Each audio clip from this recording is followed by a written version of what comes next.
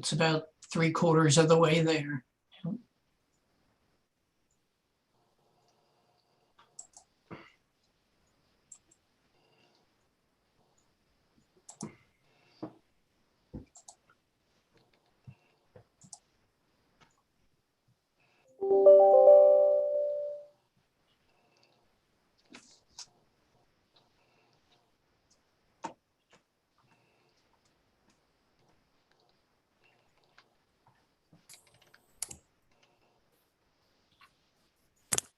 Okay.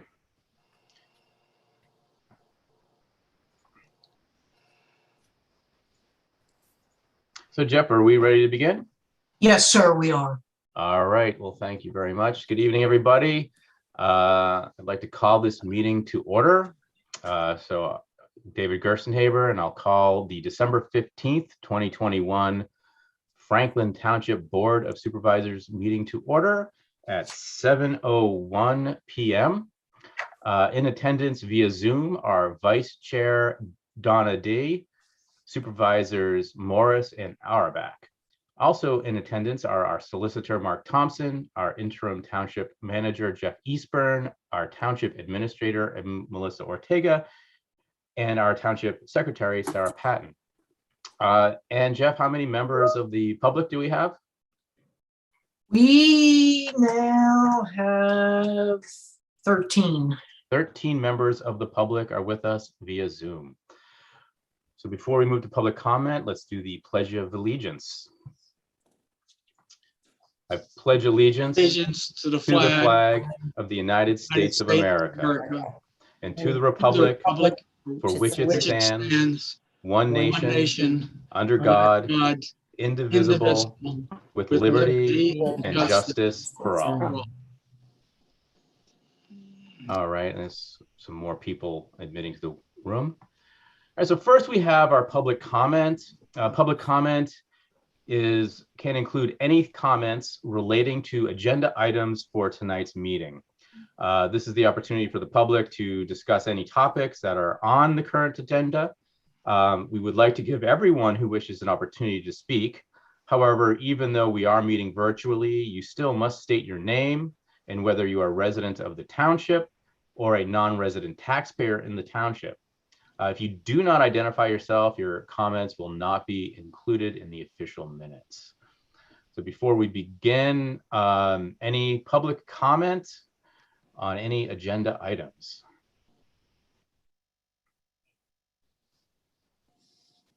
Okay, well, then we'll move on. So just a couple of things. We have a couple of items on the agenda. Probably the major item here is the appointment of our new member for Board of Supervisors. But we do have a guest here, a couple of guests here from Citizens Bank to talk about a proposal.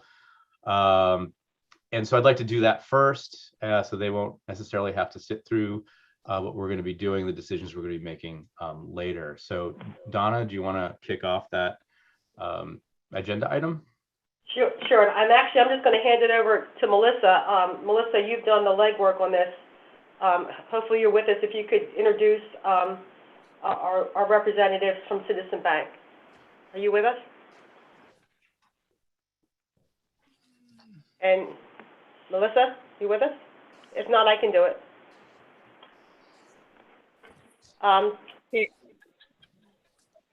Can you guys hear me? Okay, great. Yes, now I can. Go ahead. Yep.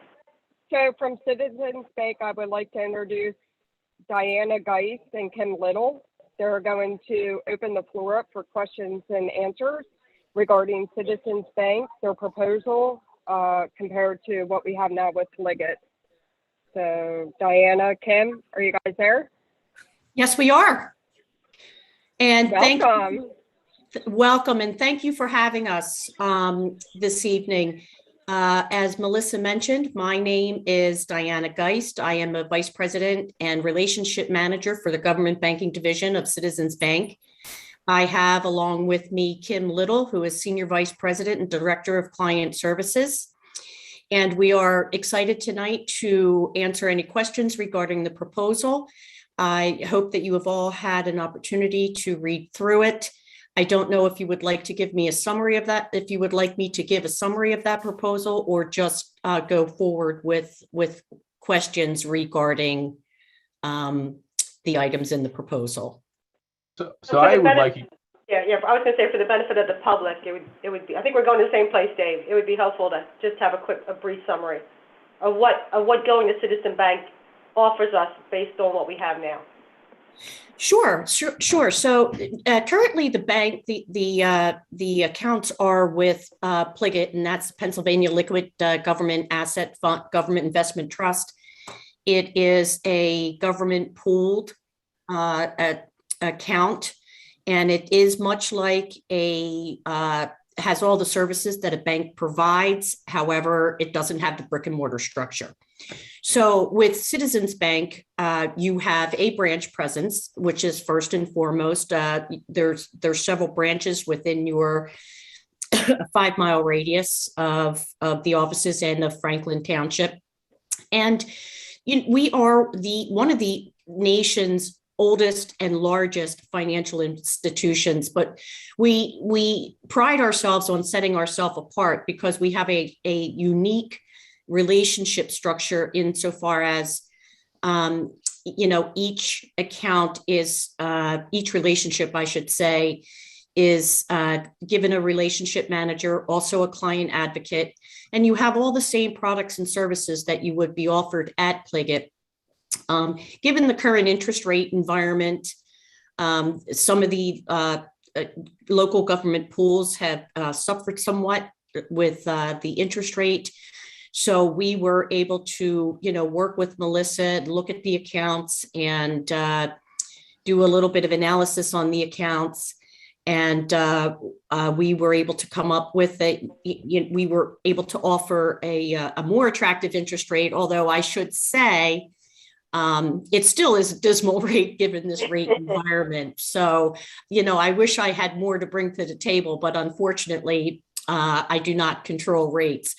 But I'd like to say that really what sets us apart is, the team at Franklin Township, having one-on-one service with us and being able to have all the products and services, and also having the ability to go into the branch should it be needed, not just for yourself, but any of the, the township employees.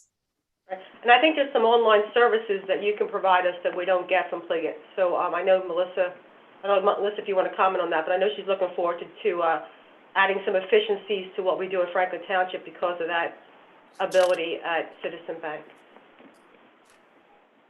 Melissa, would you like me to speak on that?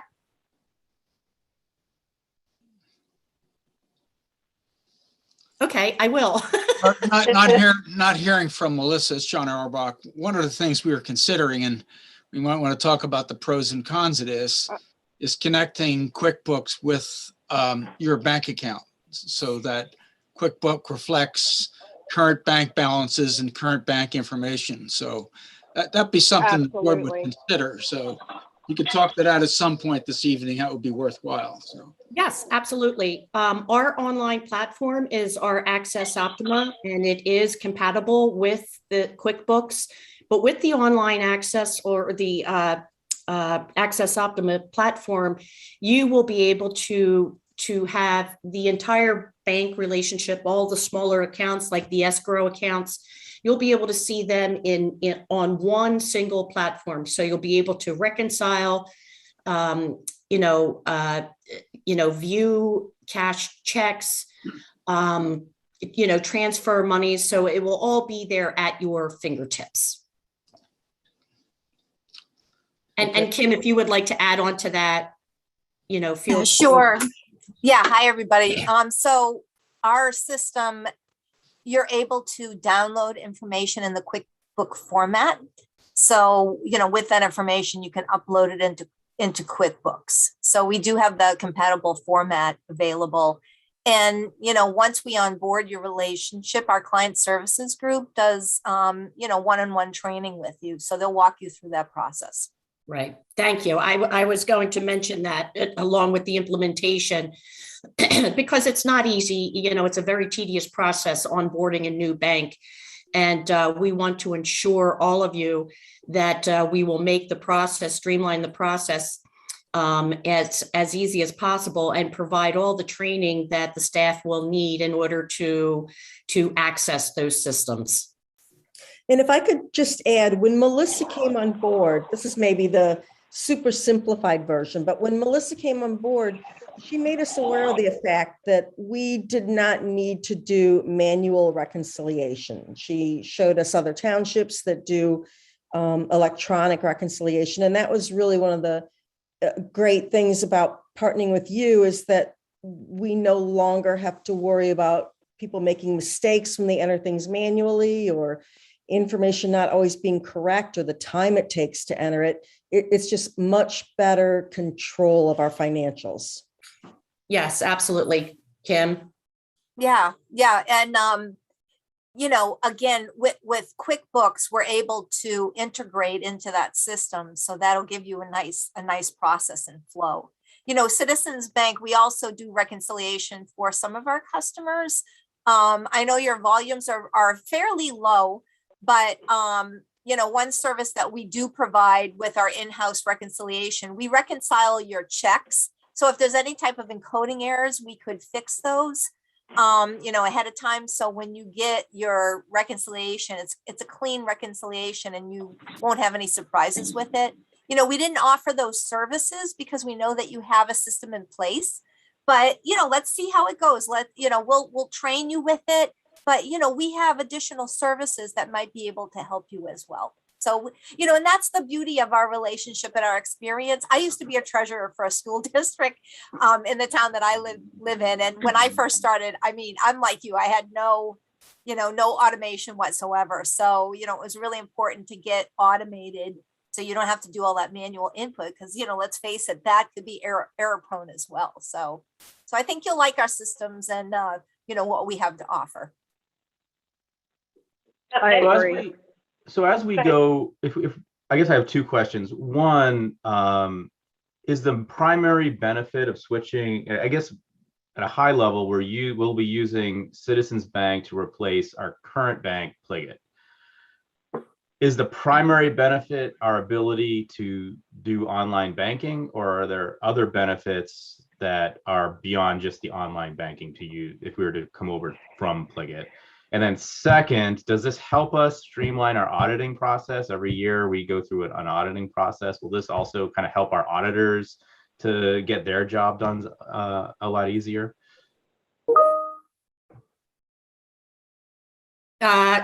Melissa, are you online? I am online. Can you guys hear me? Yes. So, yeah, I think overall it would help with our auditing process. And I just think the accountability of just downloading transactions and reconciling the accounts automatically would be a huge benefit to the township compared to how things are done now. So everything is through paper statements, download it through Pliget, and then you have to go into the QuickBooks, and then you have to check it off to make sure everything's lined up correctly. Right, I do understand that Pliget, I'm sorry. Yeah, I just think this would be a huge step forward into the next century for Franklin Township compared to how stuff was done prior. Yes, and the Pliget platform is not compatible with QuickBooks. I formerly was employed by PFM, and I'm very familiar with the Pliget pools. Yeah. So And that's Melissa, it's are just they not- offering, oh, I'm sorry. I wanted to ask, are they offering a fraud protection? You must have fraud protection with them. With Positive Pliget? Pay? Yeah, No. no, okay. So that's the other benefit. We offer a service called Positive Pay. Fraud is at an all-time high. We see it almost every day happening with customers. And, Positive Pay allows us to take your check issue file and run it against our, live posting file of all the checks that post. If there's anything that posts that doesn't match what you have issued, then those are raised to your attention and you could decision those within the same day. So you can either pay them or reject them. And basically what that does is it allows you to look for any type of fraud items that would be presented, and you could return them right away. So that's an extra protection for you. Yes, exactly. And David, I also wanted to mention, when I was doing the analysis, I saw that the township has a procurement card with Pliget, and we did put some information. We do have a commercial card here that also, has a system that gives you access to look at, spending trends, who is holding the card, who is spending the card. And, based on what kind of card that you use, you can also get, rebates back and earn money off of the card. So I guess I have one more question. It's probably not for the citizens, for Citizens Bank. It's probably for Melissa. We're hearing a lot of good things, why we should switch. And I think it makes a lot of sense, but is there any benefit or reason why we would consider staying with Pliget? Is there anything that you could say that says, well, this is something that would actually, there's a benefit to sticking with Pliget?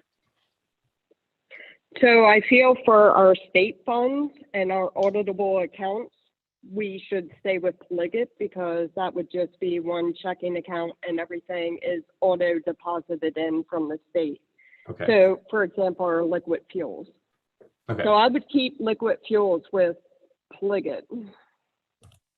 Maybe our American Rescue Funds, I would keep with Pliget. But our general fund, our park and rec fund, our escrows, I would move all to Citizens.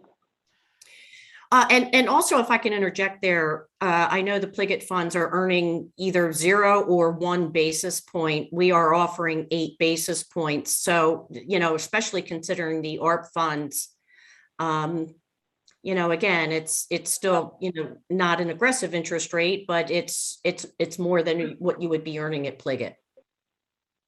And as rates continue to rise, our rates will rise as well.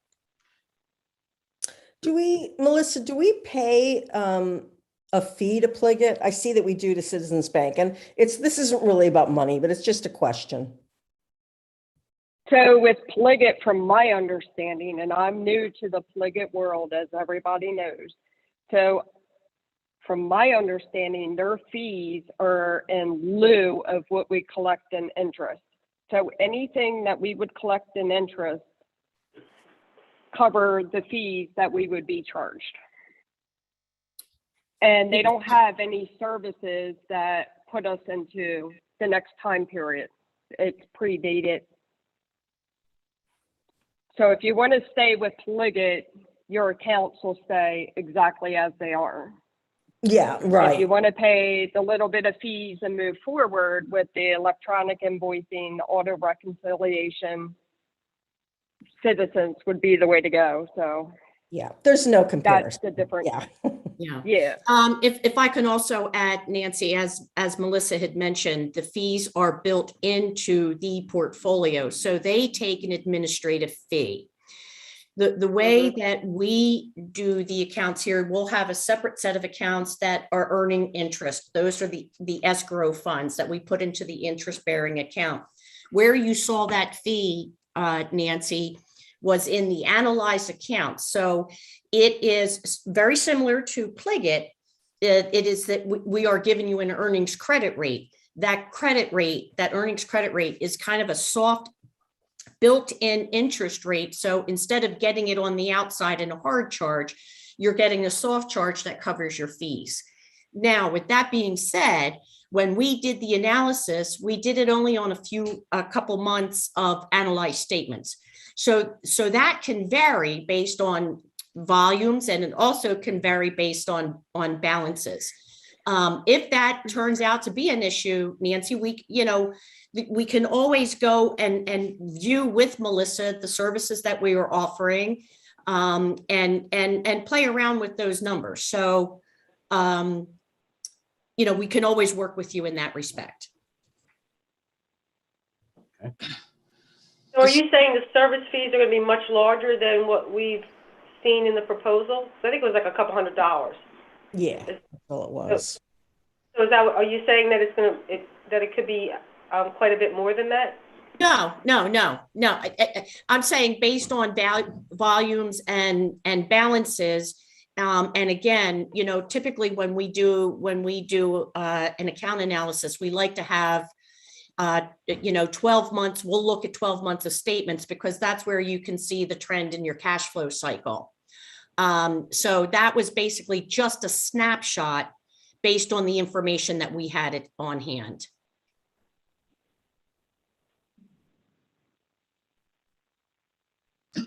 All right, I have one question here, John Auerbach. This is actually directed toward Melissa. What related to the characteristics of these two banks, Pliget and Citizen, what's the driving force to maintain our two liquid fuel accounts and the American Rescue Fund in Pliget versus Citizen? Is there some requirement from those contributing organizations that drive us to Pliget?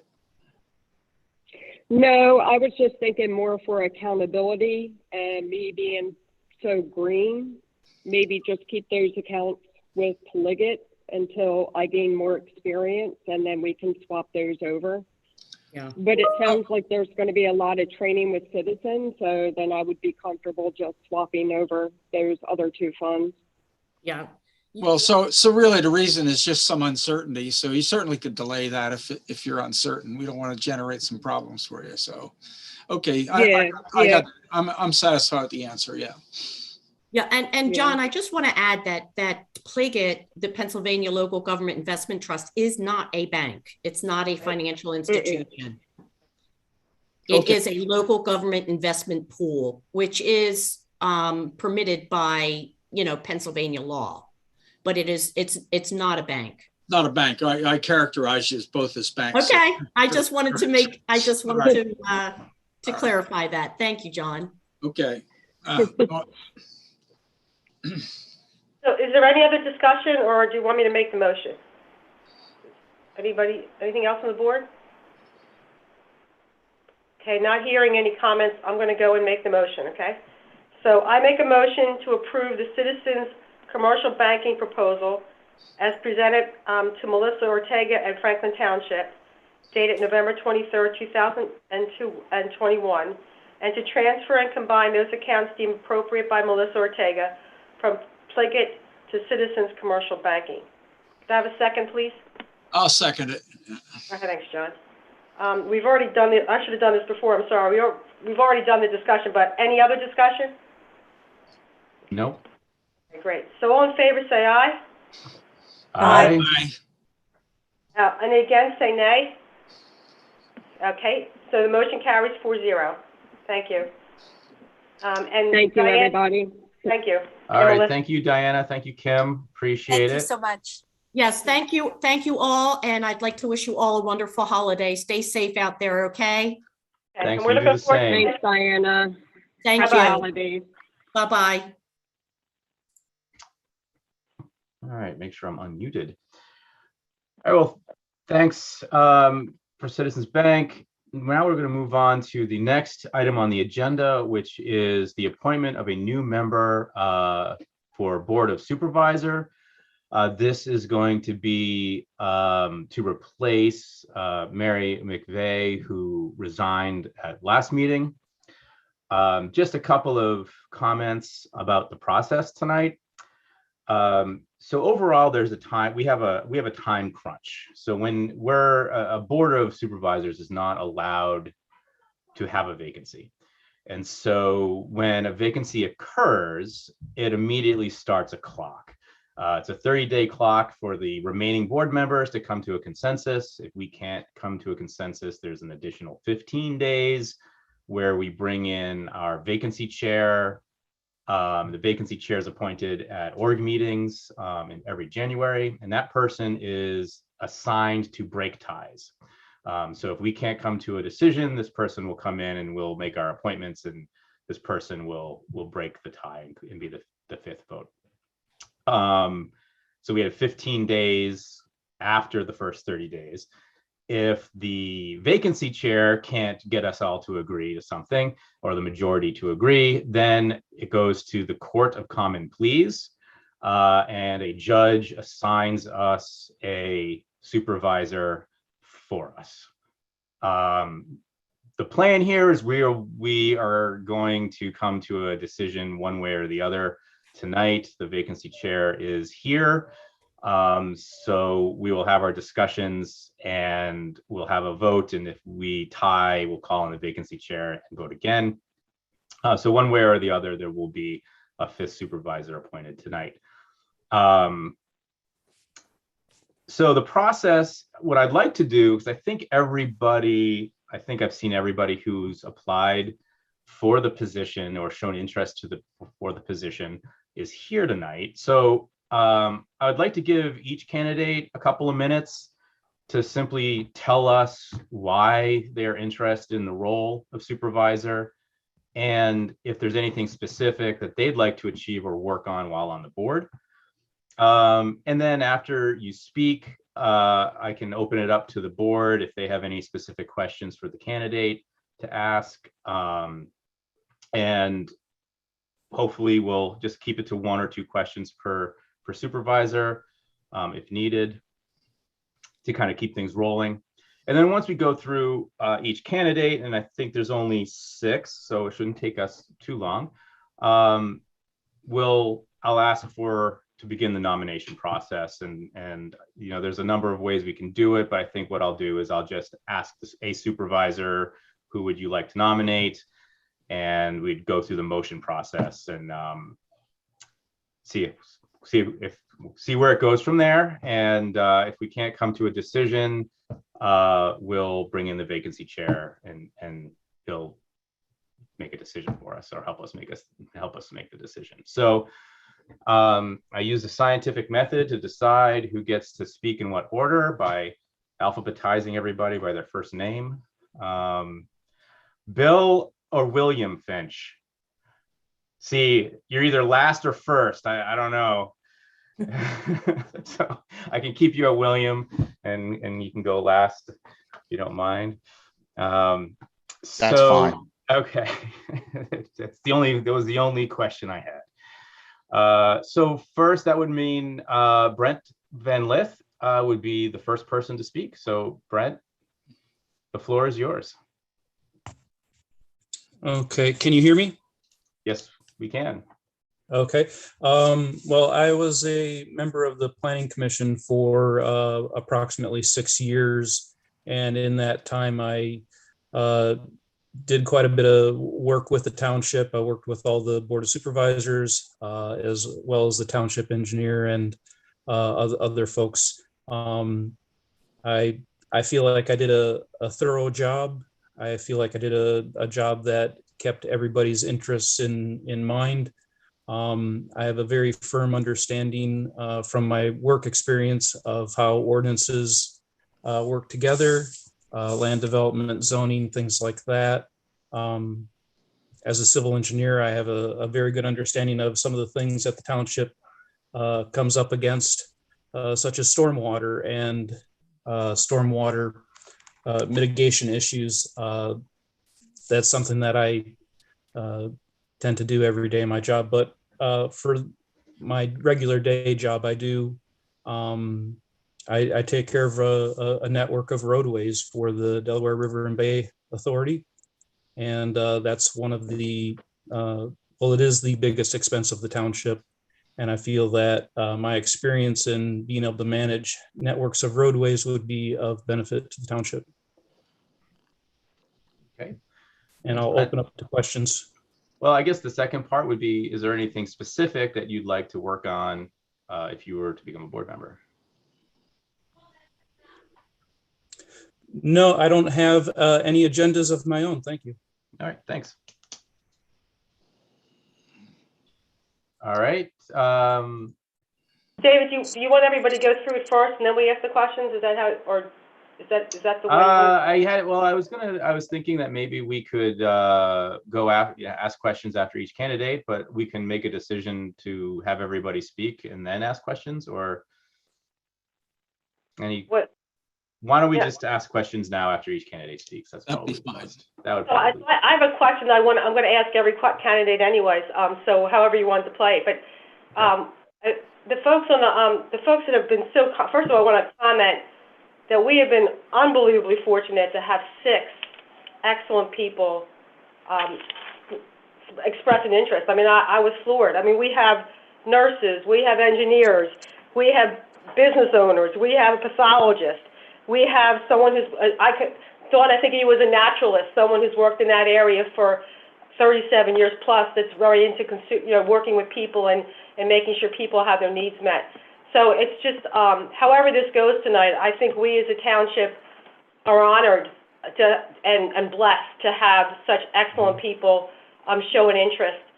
And I want you to know, if you're not voted for, we can only pick one, but I think all of you would be fantastic, and I would hope that you continue to express interest in helping the township, because you all have excellent skills. But my question for all of you, and I'll start, Brent, since you were the first one to speak. If you've been watching the board over the last year, we're not always the best, we're not always working together in the best efficient way. We try, but we're not always successful. And so given that you're all professionals and that you all have excellent skills that you bring to the table, I just want to ask you, what about you will contribute to you being a team player? Someone who can make this group a better group in terms of how we engage as a team, how you can help us improve that dynamic. Since Brett, you're the first one who started, I'm going to put you on the spot and just get some feedback from you on that. Sure. Well, my technical background, I think, lends to facts that I can point out and bring up, and experiences that I've had in the past that deal with a lot of the things that the township spends their time and money on. That's something that I do at work every day. I explain to my superiors why certain work should be done or needs to be done, or in what order, or why something should be placed before the other. My experience of the last, more than 2 decades of working in this type of a field is that I think I can bring some clarity to some issues that maybe regular folks don't really quite understand until they have somebody to walk them through it. Thank you.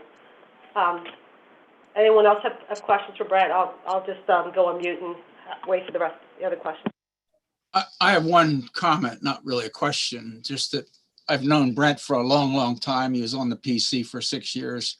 Taking nothing away from the rest of the PC. They're all excellent members, but Brent's got a level of technical skill that matches what we do in the township very precisely. As a civil engineer, I've seen him understand the issues that we're dealing with. So he's got very, very strong technical credentials related to this position. So my comments.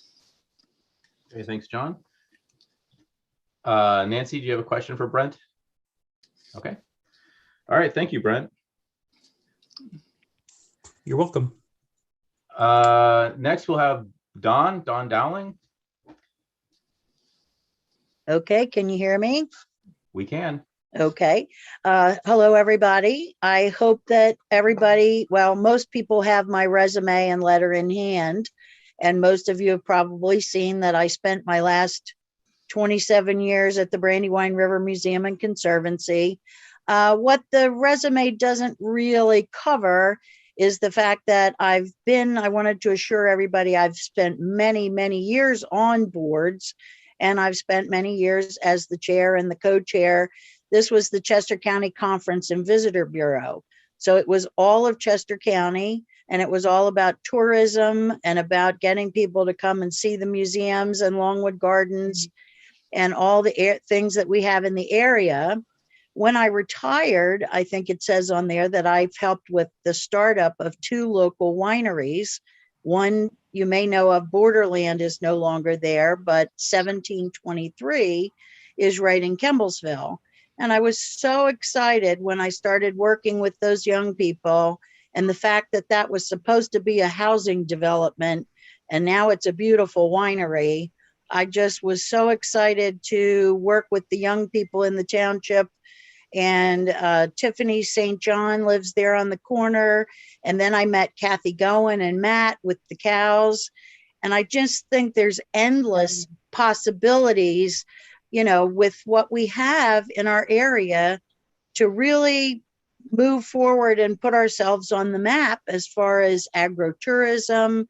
And I don't know whether all of you are familiar with the new Mason-Dixon project that's coming in. And I know Sheila Fleming really, really well. And she was a good friend of mine at the Conservancy.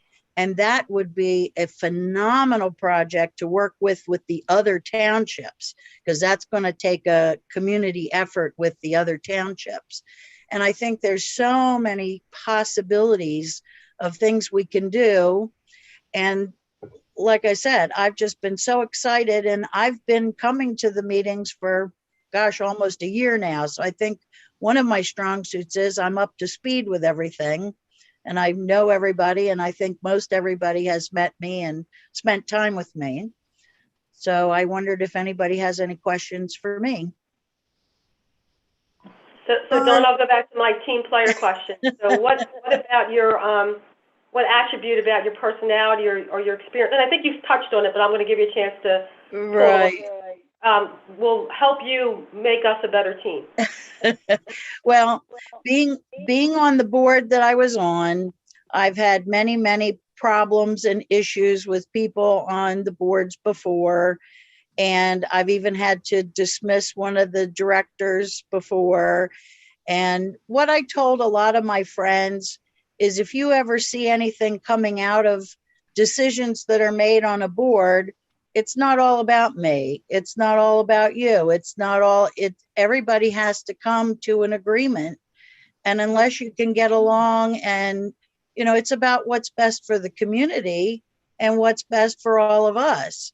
So I think everybody has to have the ability to be patient with each other, and you can disagree, but you have to come to some kind of decisions. And I've worked with that my whole life. So I think I wouldn't have a problem with it. Thank you. Dawn, you went door to door. You spent quite a bit of time talking to the public.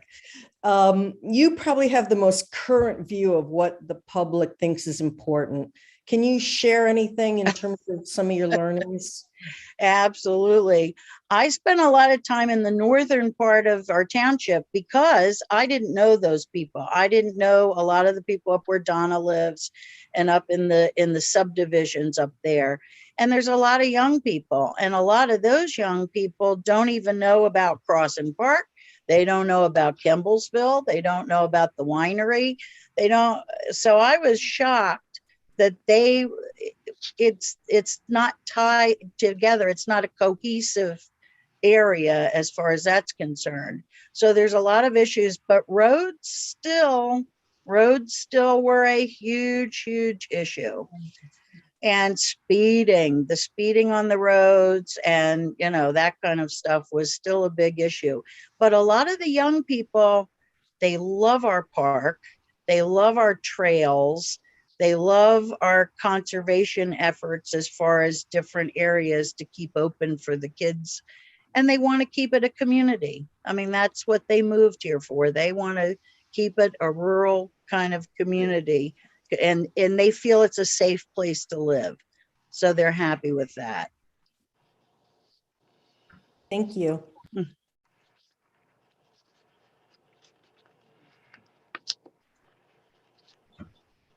Anybody else?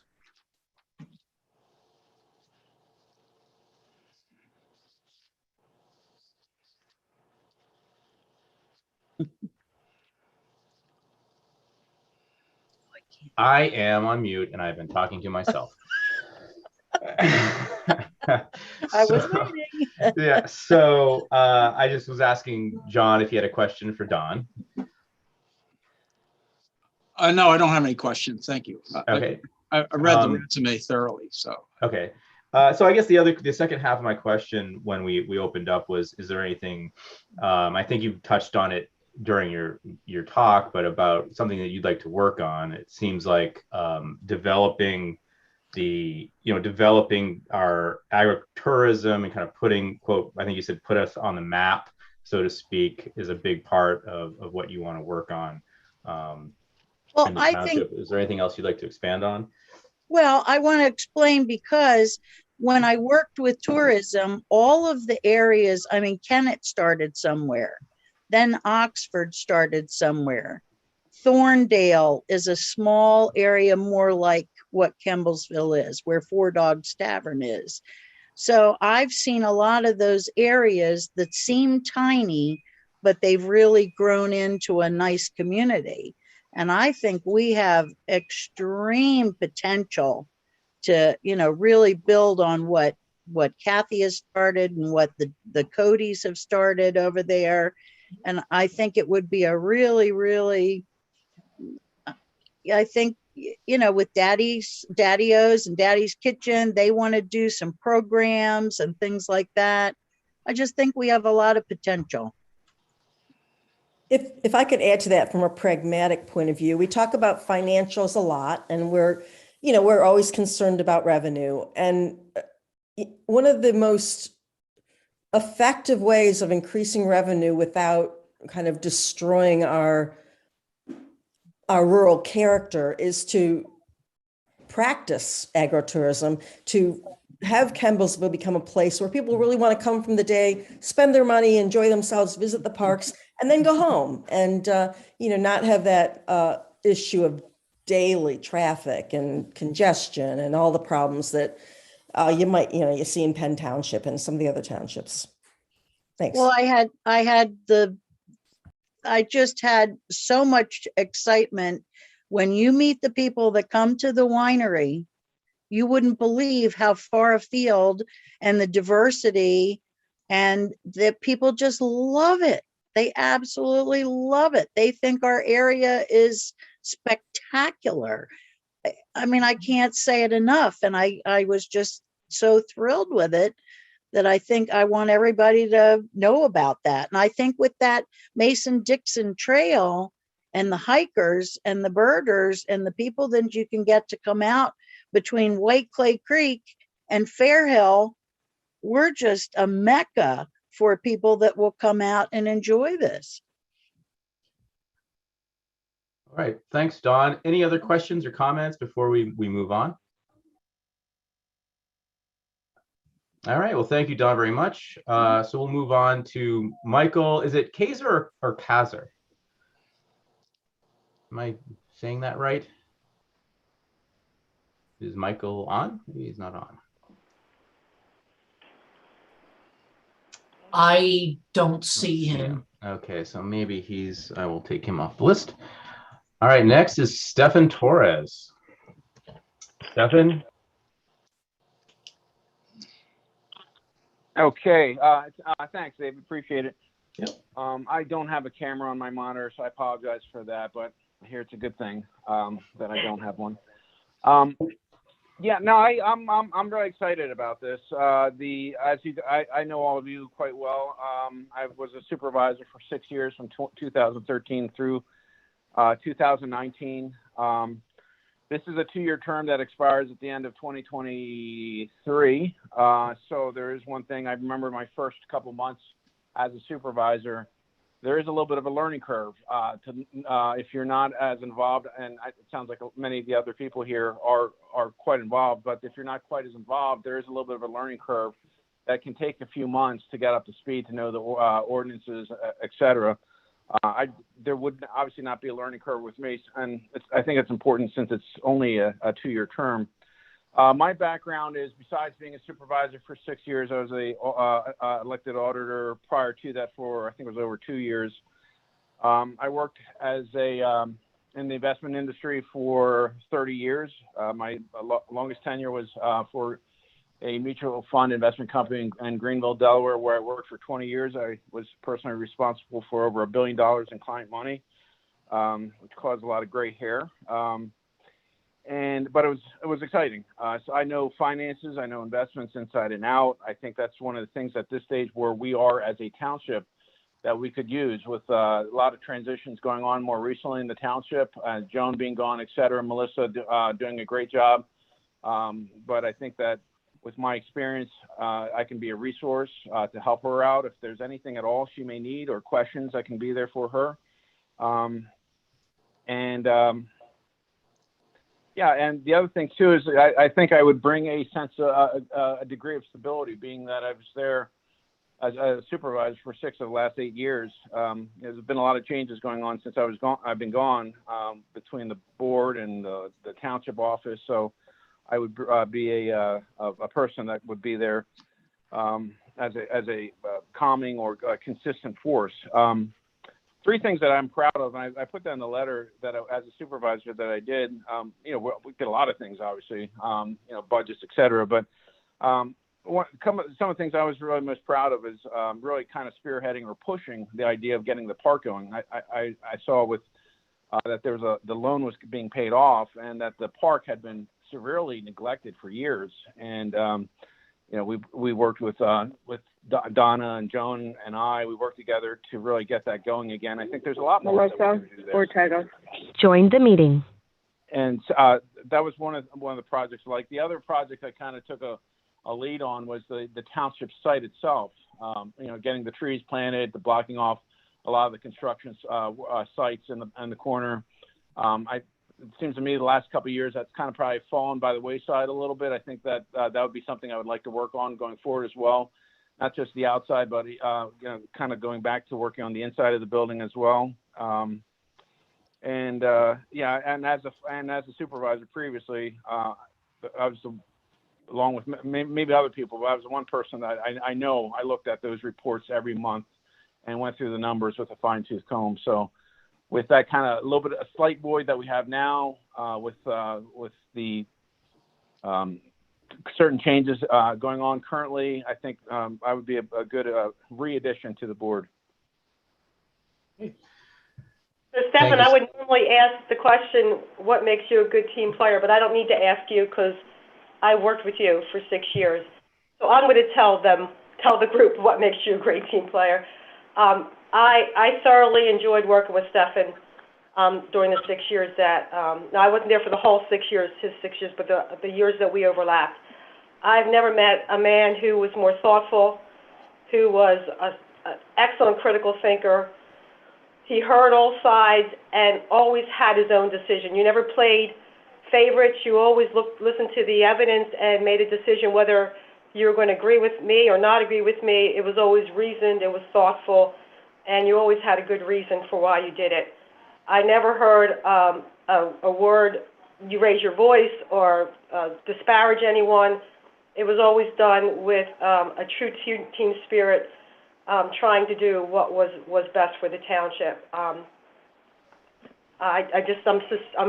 glad that you've agreed to apply, and I just want to assure the group that this man is a team player.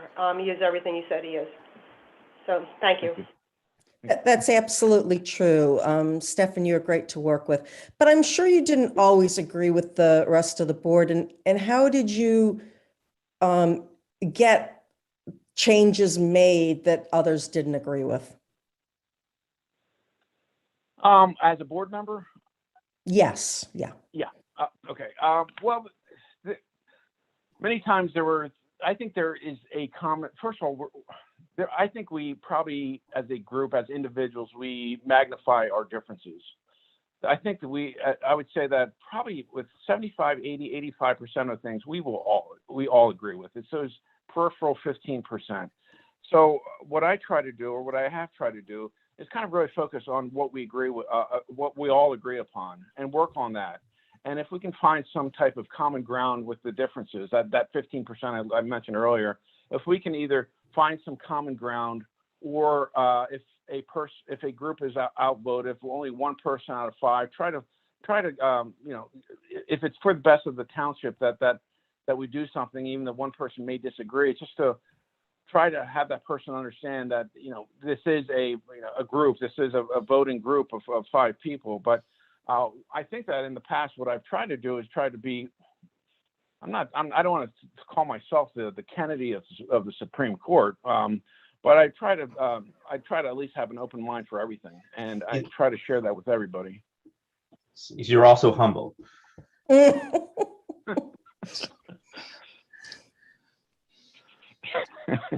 will say, Stefan, that I ran because I was in a meeting where there was very little interest in agricultural preservation on most of the board's part.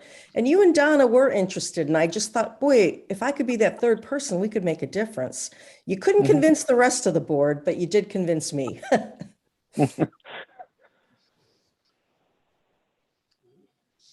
Okay, I have some comments here. Of course, I know Stefan extremely well. We are well acquainted actually before he engaged in Franklin Township business. He came to me at one point and said that he wanted to get involved in Franklin Township. And the only thing that was open at that point was a auditor position, which he took that position and served there for a couple of years. And then a planning commission opening came along, but there was a little bit better qualified candidate for that than him. And we stepped over Stefan on that point, but subsequently I supported him for election as supervisor and were successful in 2013. Stefan's a very even-tempered person who, and I'll say this, he has great interpersonal skills. This is not a conflict guy, but he gets his point across. And I'll tell you one good example is that he championed the whole area around the township building and getting all those plantings done in there and the screening. He developed a plan. He worked with a number of landscaping companies to develop plans to do that. And the board was only interested in that lukewarmly initially, but eventually we all got on board with him. His leadership was successful, and certainly I admire him for that. I think he brings stability to this township because it's severely needed. The last 2 years in Franklin Township, the actions of the board have been somewhat tumultuous by any measure. We've had 2 board chairs resign. One resigned from the board completely. So I think what you need here to restore the township's faith in the function of this board is some stability, because right now we have not had it for the last 2 years. Our reputation is not where it should be. So I think Stefan provides that stability and even-handedness, works well with everyone. I can't say enough about this particular individual. So that's my comments. John, I will say, and that is really why I asked Stefan about his ability to negotiate change. We've made so many great changes, but they were all so very difficult. Whether it was updating the website or coming up with annual bidding on the roads the list just goes, fixing the park. We've done just a fabulous job on Crossan Park. There's so many things, but it was not easy because a lot of people didn't agree with a lot of those changes. And so, I don't know if we can ever reach the point. I hope we can, because I've really had more than enough of people just digging their heels in. But I really hope that going forward, this shouldn't be a political position. It really shouldn't. And I think that it doesn't need to be. So I think no matter who the new supervisor is who comes in, I think it's essential that we not, elevate differences, that we not, use Facebook or family members to call each other names. There's so many different things that have happened that just haven't been great, but I think we can go forward and do a better job with that. I'd like to think so. So do we have any other questions for Stefan? All right, well, thank you, Stefan. Thank you. So next we have Victoria Knotts. Victoria? Hello. Can you hear me? Yes. Okay, thank you. I'm Victoria Knotts. I'm a resident on Duncan Lane. We're coming up on our 6-year anniversary here in Lincoln University. We absolutely love it here. Prior to that, we were in New Garden Township for about 20 years in Somerset Lake. And I'm a registered nurse. I'm board certified in gerontology, which is care of older adults. I have throughout my career went from ICU, emergency room, into case management, quality assurance, a lot of audits, and now I do audits for Medicare. I do quality assurance audits on Medicare patients to ensure they're receiving quality care from their family practice providers. And then I provide education to those providers on how they can improve and do a better job.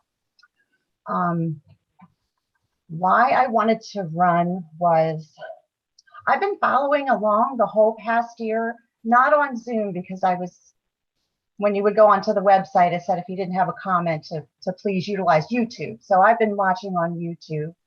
And when the need suddenly arose, I gave it some thought, and I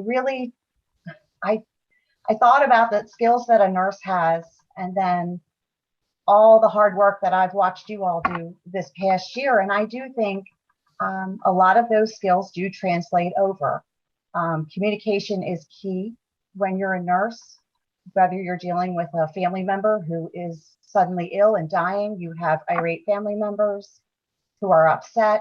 They're at their peak of anxiety. You have physicians you have to deal with, and you have to try to bring everybody down and keep everybody calm, and then also effectively communicate to make sure that they all understand. And I think that's just a life skill that carries across the board. That's excellent to have.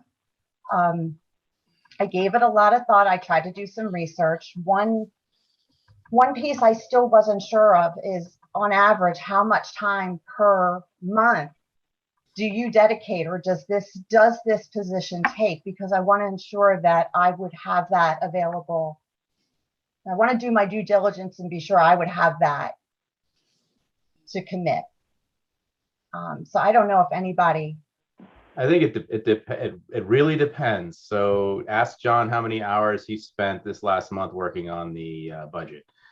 And I have a full-time job, so I do the best I can. So it depends on the board member and what you're interested in, and how involved you want to be.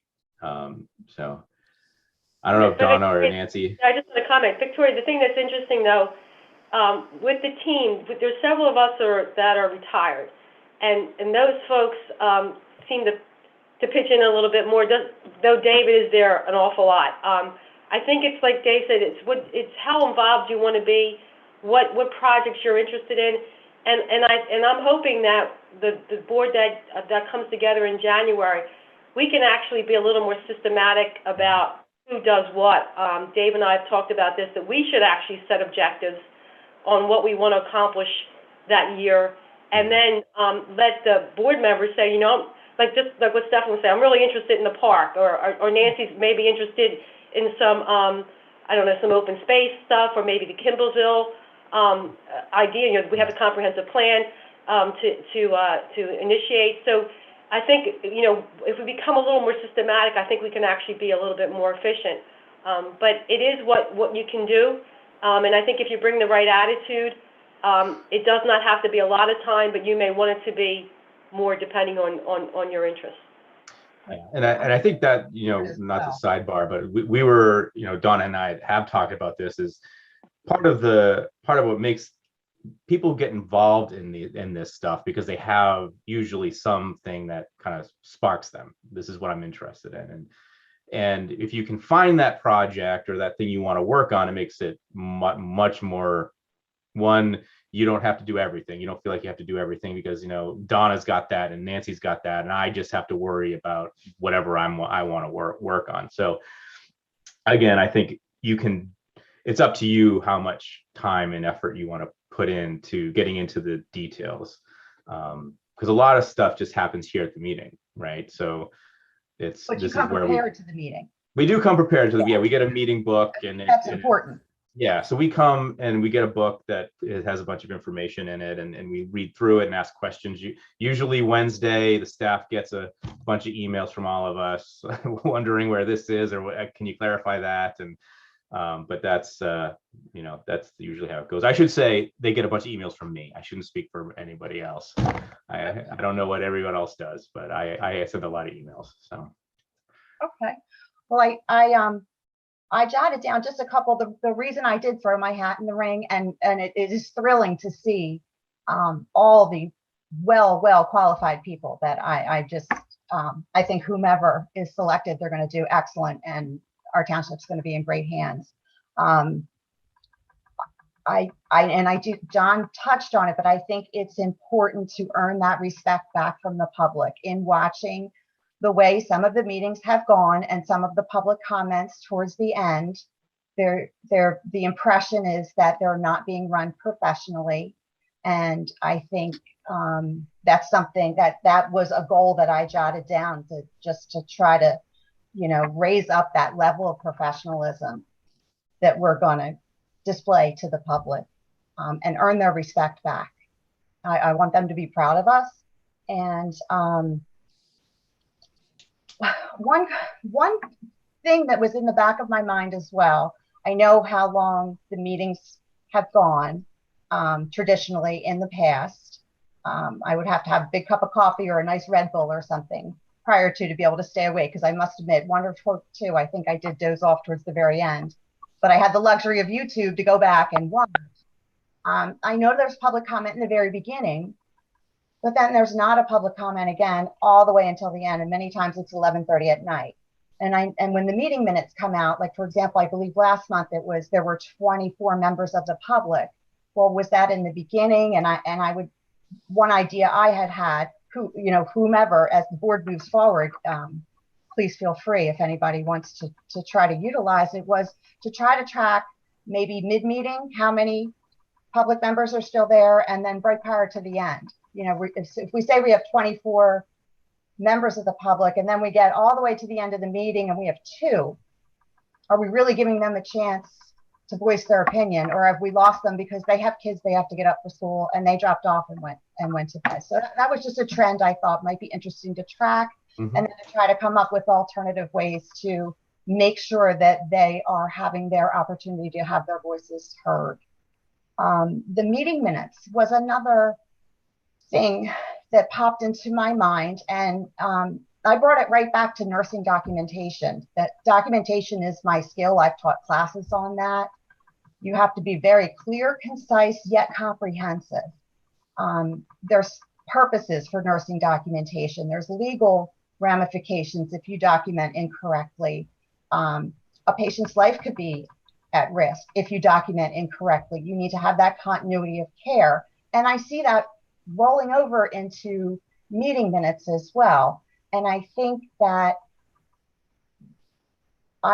one of the things I think would be important is to work on a balance of how much is included so that everybody's comfortable, so that when the minutes are voted on, that all supervisors are able to say yay and not nay. I think that's important. So I think that's a minor thing, but I think it could be done. And then, the third thing that triggered in my mind was following up on specifically the roads, the speeding. I remember a few months back, I'm nervous, so I'm sorry. The name of the road went out of my mind, but I know we were going over, people were discussing. Yes. And the comment would be at the meeting, we're working on it. But then what's the follow-up, and how are we working on it? And I just haven't heard any additional information on it. And I wonder how those residents feel, the ones who were. So that's something I would like to see. And then I guess, Donna, to your question, being a nurse, you have to be a team player. And I think it comes natural too. I try to see the positive in everybody. In fact, prior to the election, I emailed every supervisor to just thank you for your service and identified what I thought you brought to the board and how you benefit Franklin Township. I did not know whose term was ending at the time, so I just wanted to reach out to everybody to say thank you. And I think listening, recognizing everybody's opinion has value.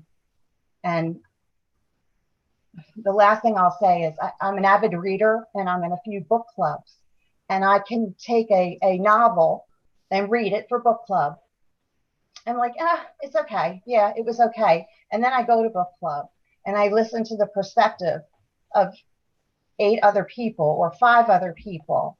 And my own perception completely changes because I hear how they received it and what it sparked in them and what ideas it triggered. And then it makes me think differently. So I just think encouraging active listening, encouraging those courageous conversations to try to avoid conflict, but to have everybody's opinions heard, I think is the best way to work together as a team. Excellent. Thank you for that. My pleasure. Thank you, Victoria. Any questions for Victoria? John, do you have any questions for Victoria? I've got some comments. Just for everybody's information, Victoria and I have spoken a few times in person and by email, and an incredibly impressive presentation this evening, Victoria.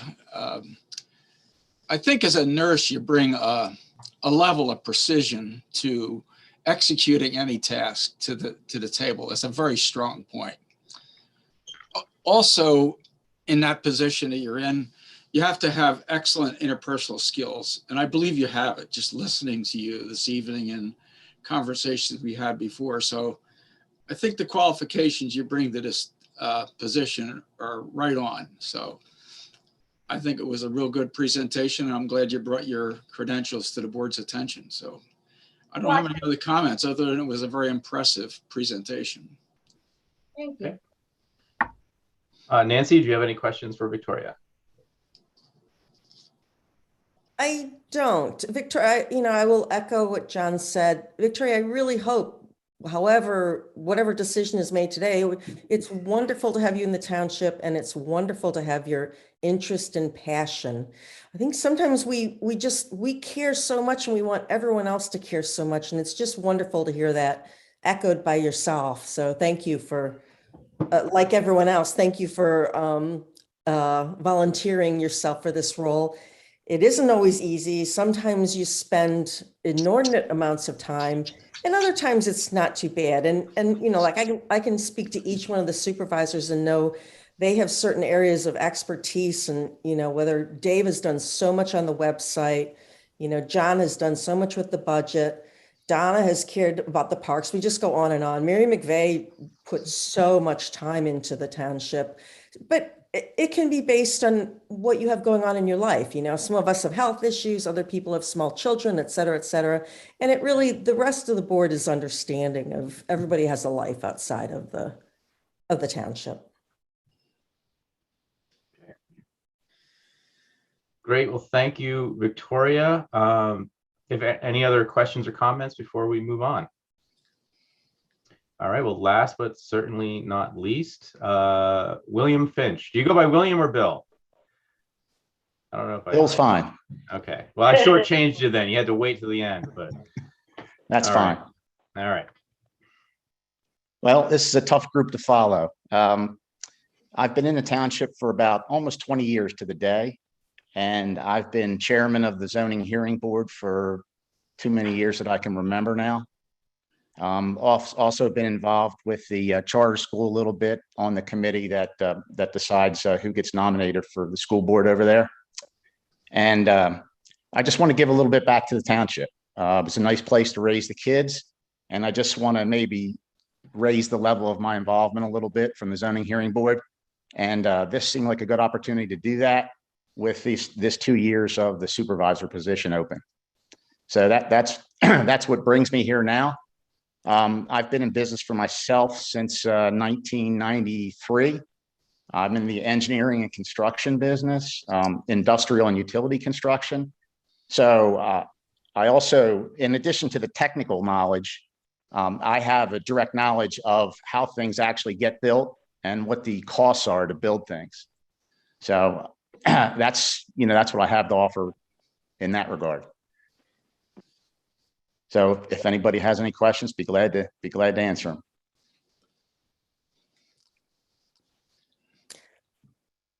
Donna, you're on mute. Donna's talking, So but I'm back to my team building or team dynamic question. Can you just comment on how Bill, you'll make us a better team?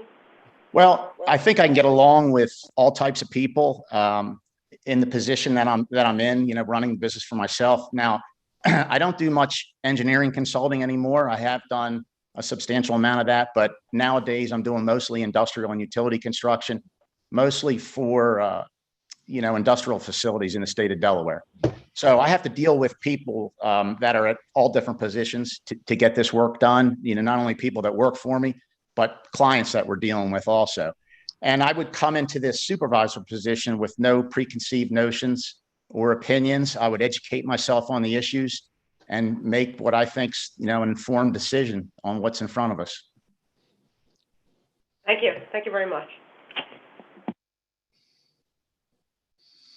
Okay, any other questions or comments for Bill? yes, So Bill, go ahead, Nancy, go ahead. Okay, Bill, you said, you'd like to give back to the community. What aspects of the community have you valued the most with your family? Well, I like the rural nature of the township. If you want to talk physical things, I like the open space. I like the trail system around the open space. Those types of things interest me. Thank you. Bill, this is John Auerbach. Bill, I've observed your function as a chair of the zoning hearing board over many years, and it's an impressive performance. So you've done an excellent job in that position. It shows that you understand government and the inner workings of it and how to get things done. Additionally, I was a project engineer for DuPont, and I look at your experience running projects. That is an incredibly impressive resume to be able to run a project, because there's just so many issues you have to deal with that are some of them known and some of them come up as surprises, and you have to be able to manage those as they develop. So that's an impressive credential, the project engineering thing.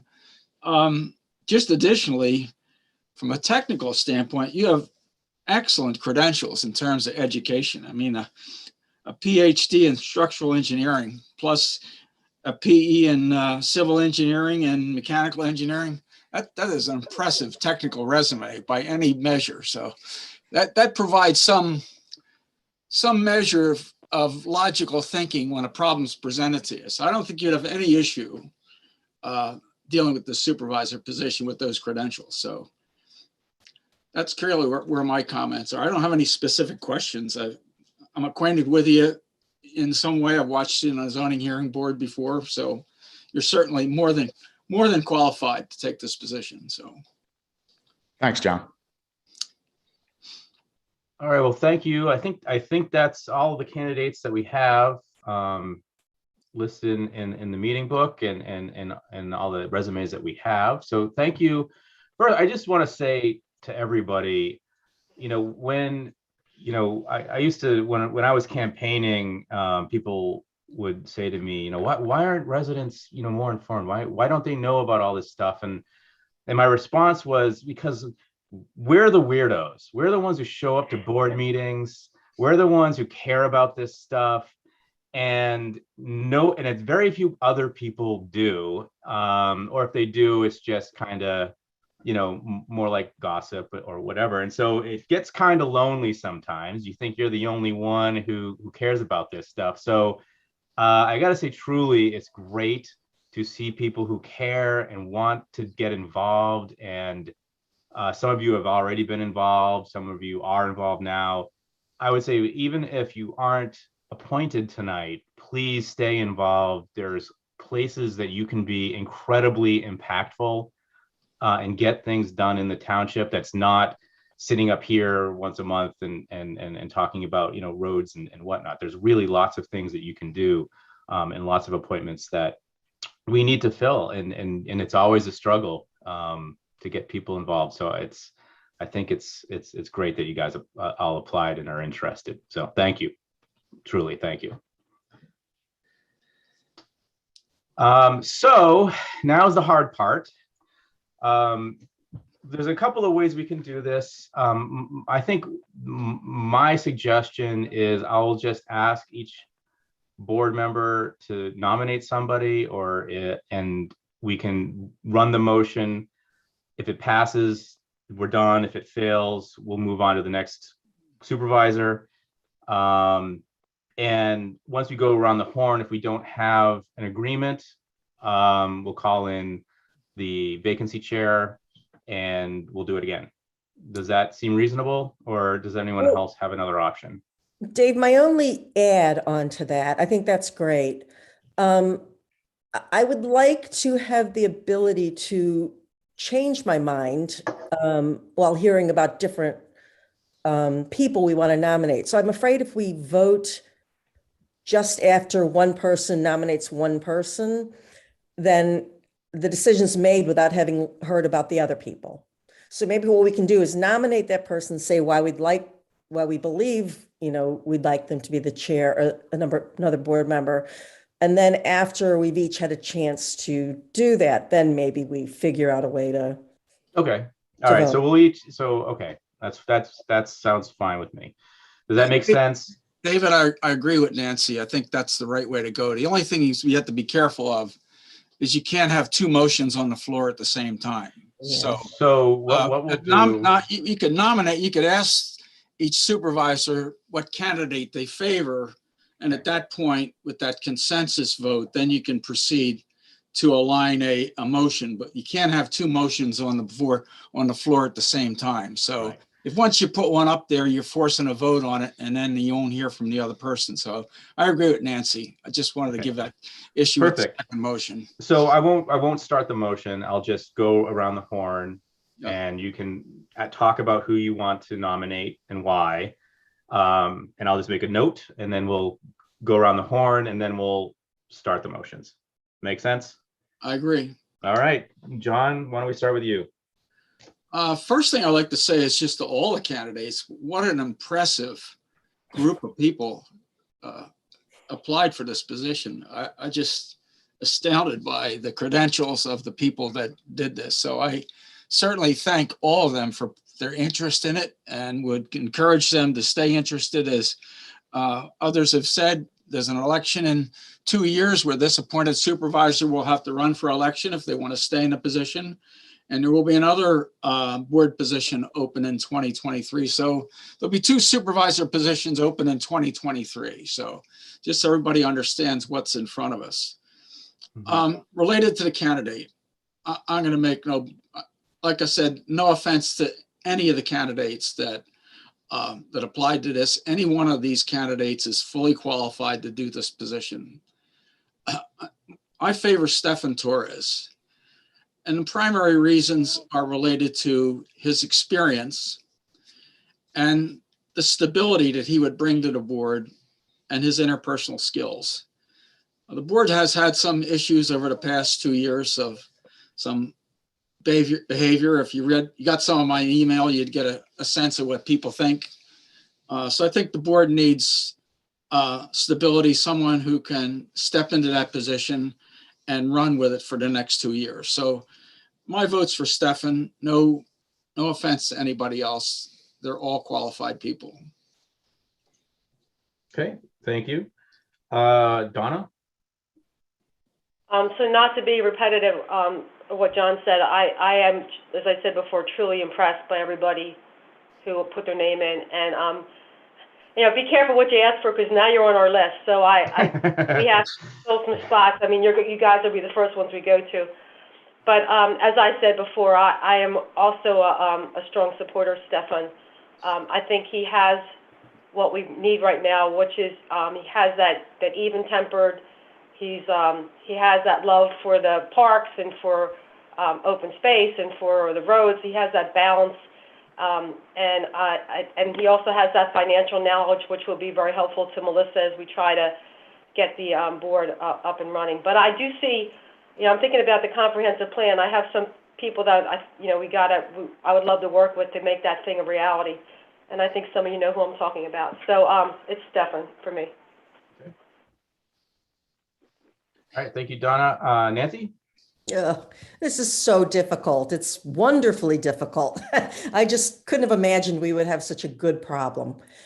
So I've thought really long and hard about this. I take this really seriously, and I care so much that everyone is willing to do this.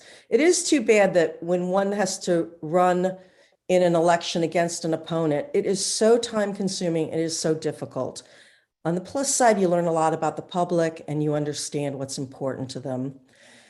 So to me, Dawn came very close to winning, especially since she was in kind of an untenable situation by being the only Democrat.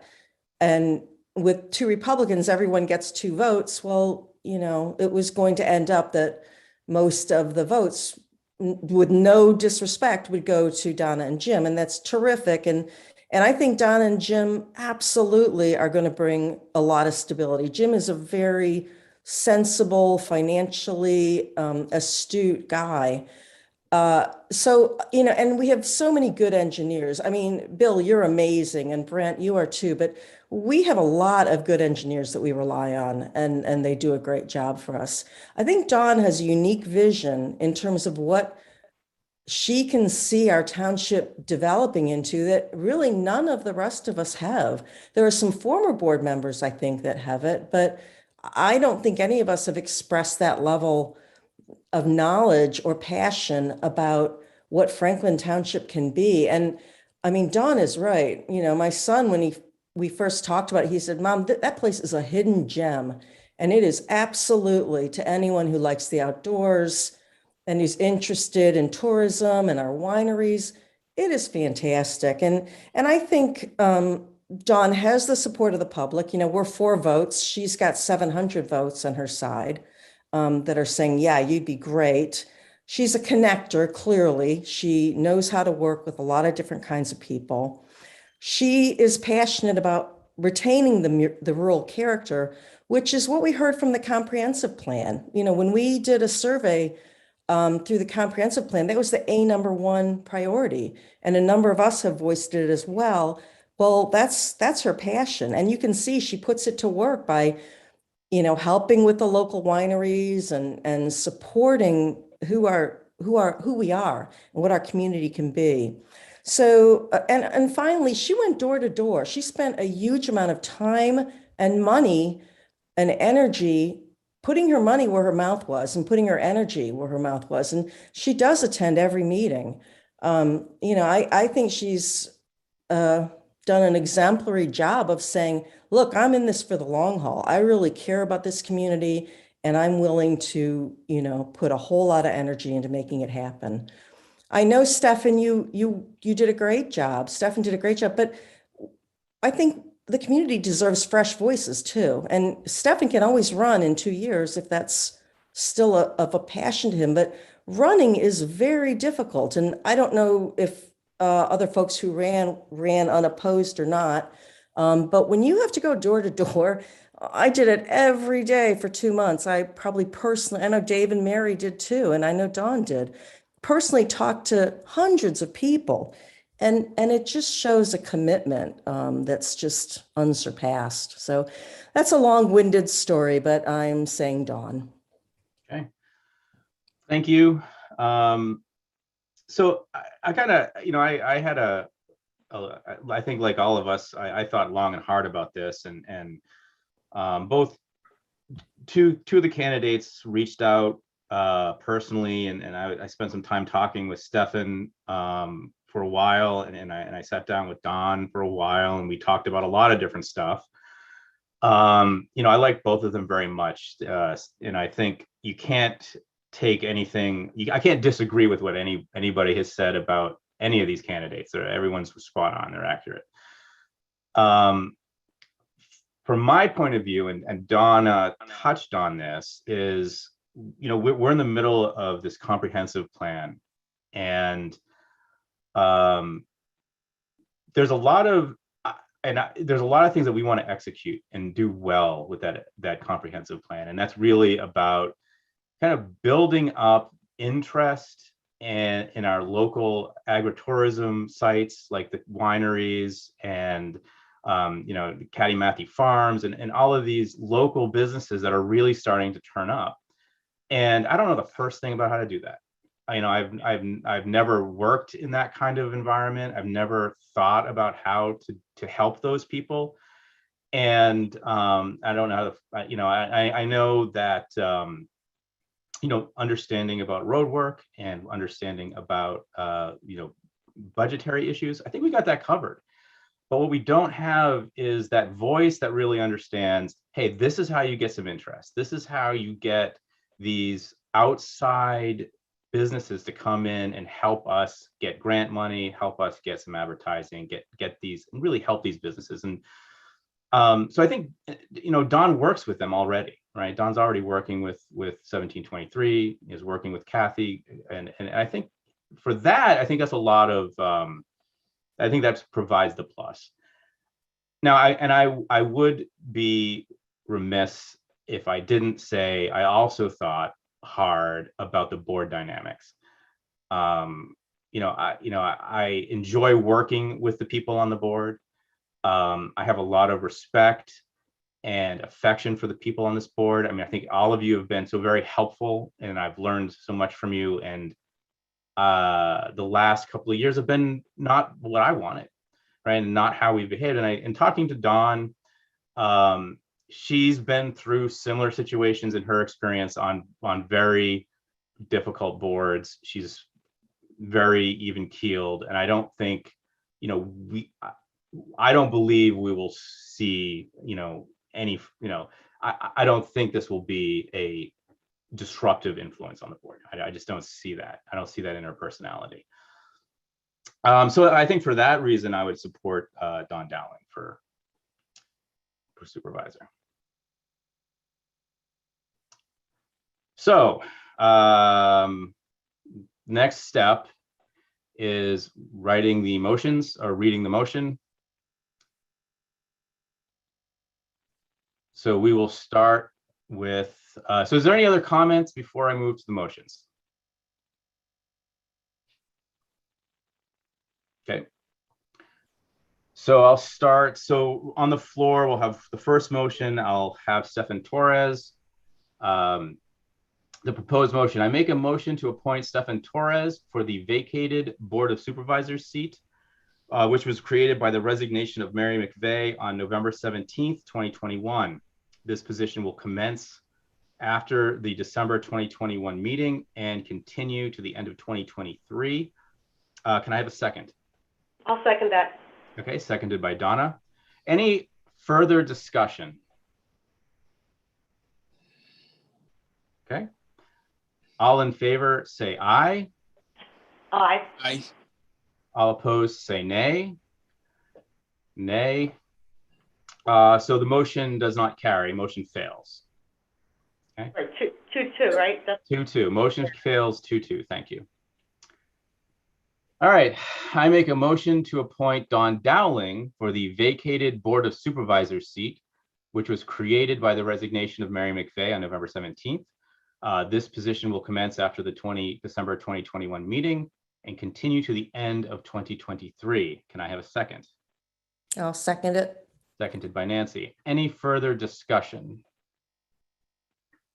No. Okay, all in favor say aye. Aye. All opposed say nay.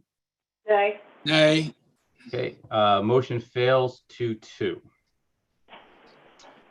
All right, so we have the two failed motions, so we can ask our vacancy board chair to help us with the decision making. Mr. Chairman, if I could just interject, Sure. I'm sorry for doing that. I don't know if there was any advertisement for a vacancy board meeting, and I'm certainly not trying to throw a monkey wrench. I think that if the chairman of the vacancy board, which would be the additional member, would have to basically convene that meeting.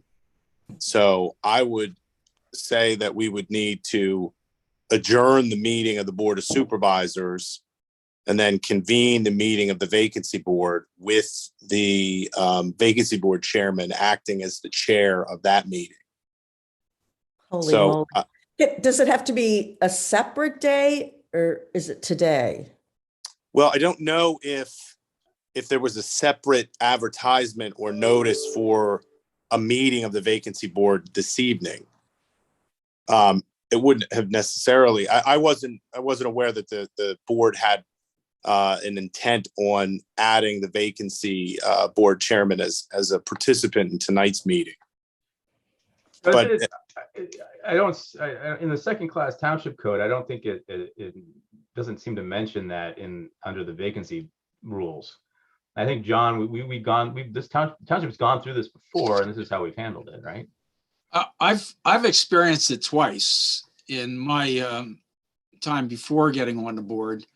And each time the vacancy board chair, the vacancy board person, I never heard the word chairman given to him, but he made the deciding vote in the meeting we're in right now. That's the way it was done twice, and I don't remember what years, but it was back before 2011. So I don't ever remember this procedure being done before. So it's. Well, I guess I would just suggest that we adjourn the Board of Supervisors meeting, and then the chairman of the vacancy board would then convene the vacancy board to make a decision. Okay. So Eric, you got that? Yeah, poor Eric. So can we complete our meeting and then we'll end this meeting and then we'll start that meeting just right after this? Is that I see. So we'll finish our board meeting and then Eric will convene a vacancy board meeting. Yeah, do we have to do that? Can't we just do it? I mean, it's not fair to Eric and all the. Oh, true. Right. We can just end this and start it up again, right? Yeah. Can I? What's the rule, Mark? Can I temporarily? Can I adjourn the meeting and then restart it? Okay. Right. That's all right. So our interim township manager has become very specific and has me propose a motion to adjourn. So I make a motion to adjourn tonight's meeting at 8:31 p.m. To be reconvened following the vacancy chair meeting. All in favor, say aye. Aye. Aye. Any opposed, say nay. Motion carries 4-0. All right.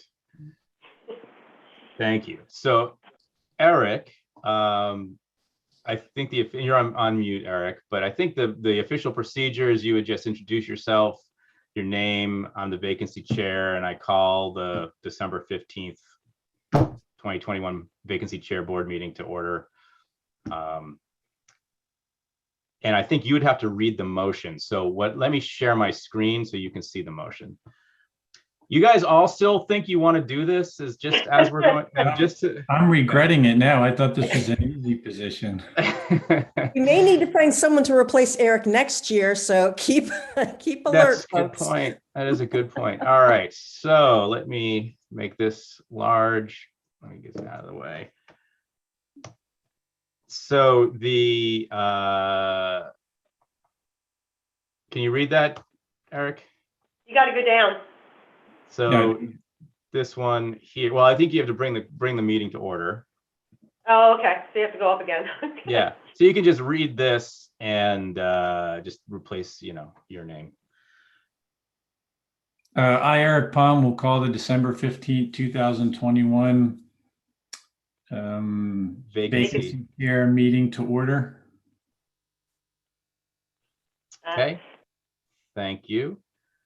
And then we will make a motion to appoint.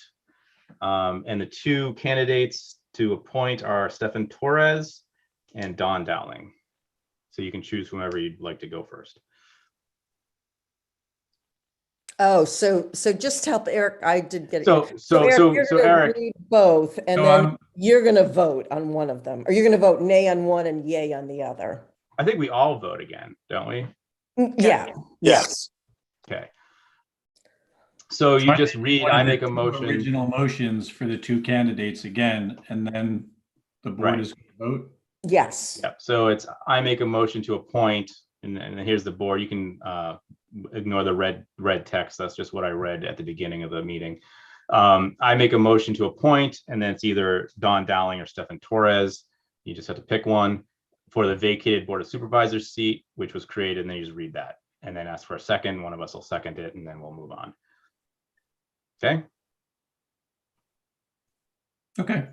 All right. If I could just say quick, just because I'm this random guy that volunteered for this position, but I got to say, what I learned tonight was my wife and I made the best decision we could possibly make 6 years ago when we moved to this township. I mean, the caliber of people and what people are trying to do, I'm just impressed. And I hate to be in this position, but I volunteered. So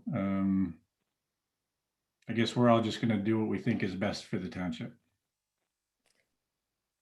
So I make a motion to appoint Don Dowling for the vacated Board of Supervisors seat, which was created by the resignation of Mary McVeigh on November 17th, 2021. This position will commence after the December 2020 meeting and continue to the end of 2023. Okay. And then you ask for a second. Can I get a second? I'll second that. Go ahead, Dave. So before the discussion, I just have one point of discussion. This is a question for Mark. Mark, we say that the board member will begin after the December meeting, after this meeting. But John brought up a good point, saying that since we're not allowed to have a vacancy, so we must have that seat filled. Do they begin immediately? And if so, how does that work? Do we swear them in somehow? Or Dave, I think she has to be, or he or she has to be sworn in as its own event. Oh, Mark, what do you? I think you got to sign an oath. I don't think you have to do it in public. Yeah. But there is a document you have to sign. So that's the dilemma. Does the new supervisor start their position immediately after being voted in? Or, which was my contention, that you probably would. Yeah. Or do you have to wait until they sign this paper? That's the question to the attorney. I think poor Mark is frantically trying to figure it out. You want a few minutes, Mark? Take your time. I mean, none of us. I guess we can do our vote, and then while Mark's Googling. Yeah. I don't think you heard me. Okay. So any other discussion before we vote? Okay. So oh, you read it, Eric. It's not me. All in favor, say aye. Aye. Aye. Any opposed, say nay. Nay. Nay. Okay. And then you say motion carries. Motion carries 3-2, if I did the math correctly. All right. Congratulations, Dawn. And Eric, although thank you. Congratulations, Don. And I just want to say something about Eric, because I read about Eric's qualifications as well. Eric works, I think, with construction with the state, if I'm not mistaken. And Don, or Eric's wife, Jen, is a lawyer. So you guys are so very qualified. We're so glad you're in the township, and we're going to be bugging you to help us with various activities. We're very glad to be here. We're very glad to be here. Okay. Thank you. All right. Well, thank you very much, Eric. So I guess we adjourn the vacancy board meeting. So, all right. Well, thank you, Eric. Hopefully your services will not be needed for the rest of the year. Thank you. And we will carry on. So congratulations, Don, and thank you all to all the candidates. It was, amazing qualifications, lots of really qualified people. And please remember, this is a 2-year appointment. So there'll be 2 open seats in 2023. And so this is something to consider. It's really a very rewarding process. Okay, so I need to call to order the part 2 of the December 15th, 2021 Franklin Township Board of Supervisors meeting. And in attendance via Zoom are still Vice Chair Donna D, Supervisors Morris and Arbach, and the newly appointed Don Dowling. And currently, Mark is still looking to see what we need to do to finalize that. All right, well, thank you again, everybody. So that is behind us. So now, wow, we still have to approve minutes. So John, you want to take the next item? Let me unmute. Okay. All right. I make a motion to approve the version 2 of the Board of Supervisors meeting minutes held November 17, 2021. Do we have a second? I'll second that. All right. Who got the second? Donna? Donna. Okay. All right.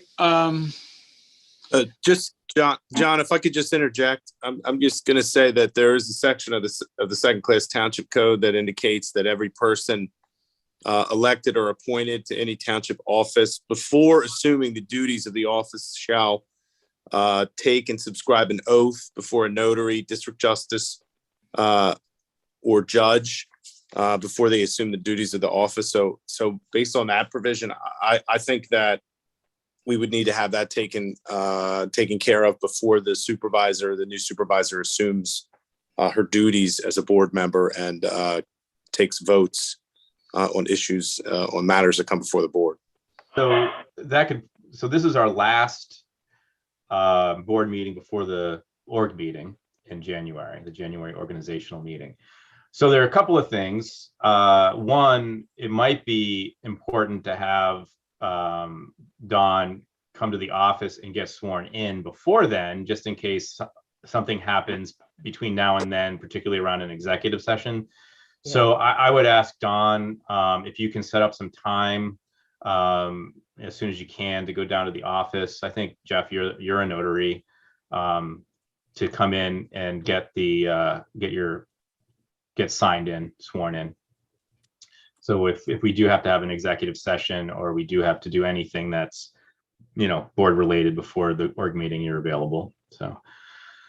Yeah, I don't think it has to be public. I think Jeff's a notary, and I think based on what Mark said, he can certify the signature on the oath. So I think that's, the sooner you do that, the sooner she could take that position. And as you suggest, there could be a need for an exec session, and then you would have that supervisor available. Right. Mm-hmm. I think I can probably work it in tomorrow. I'll try to do that tomorrow. Great, thanks. Well, we're back to the minutes, right? Yeah. I was just about ready to ask for any discussion about the minutes. Right. I would like to say something that will be amazing. Sarah reached out to me before she wrote the minutes, and she said, Nancy, I see that you're, not happy. And I said, well, Sarah, I really just want facts, because it's a legally binding document and this is what's recommended and blah, blah, blah. And I just want to thank Sarah. I said, Sarah, you don't want to get tangled up in this. It's contentious, but Sarah has done an amazing job of just stating facts and actions. And I want to thank her immensely for doing that. Okay. This is John's. Any other discussions? Nope. Hearing none. All in favor, say aye. Aye. Aye. Do I have 5 votes? I didn't hear 4. Well, Dawn can't. Oh, 4. We got 4 votes. So here, Donna, where's Donna at? She's offline. She's her phone's offline, I think, maybe. I'm sorry, John, I'm here. Okay, there you go. We're trying to see whether you voted yes on yes. Yes. All right, okay. So motion carries 4-0. Okay, thank you. All right. Great. Okay, we're moving to reports. Treasurer's report.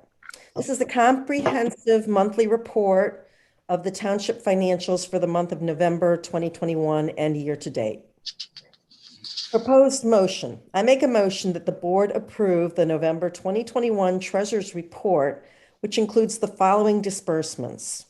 The general fund with disbursements and transfers of $165,302.50. The Park and Rec Fund with disbursements of $4,964.57.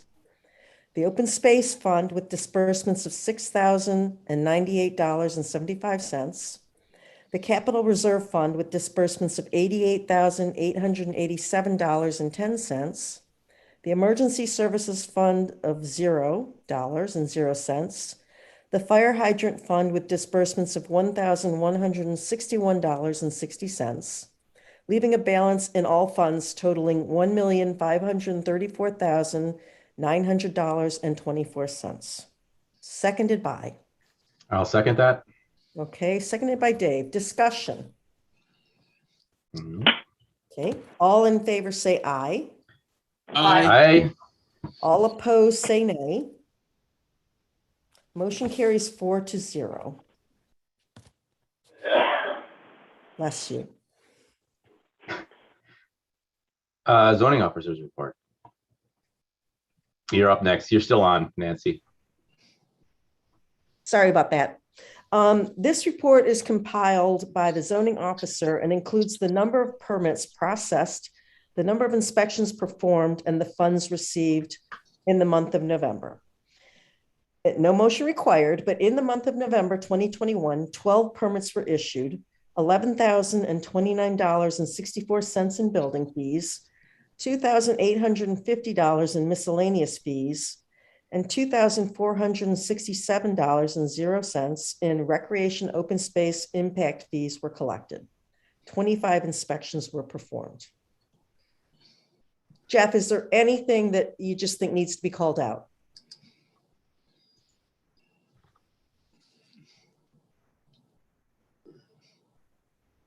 Sorry about that. I was on mute. I don't think there's anything particular of note, but more than happy to answer any questions if you have anything. I do not. Jeff, just since we got a lot of public on here, I just want to mention that the money we collect for building permits really is not income to the township. It really covers and doesn't quite cover the cost of processing the documents and the inspections. So it's not a profit center for the township. I agree. Okay. Donna? All right, so I'll move to the next item, and that's the PC. There was a joint PC and board meeting on December 2nd, 2021, and the green ordinance was discussed at that meeting along with Act 167. David, I didn't stay for the whole meeting. I mean, No? I can summarize what I heard when I was there, but I didn't know if there was anybody else. I think John Gontars is online to provide an update for the PC. Yes, as you mentioned, we met on December 2nd and we discussed the green ordinance and Act 167. Put out minutes for that.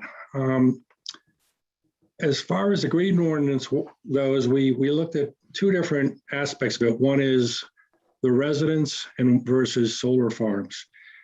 And we all agree that we want to have an ordinance, but not have an ordinance which precludes residents from putting in solar facilities on their property.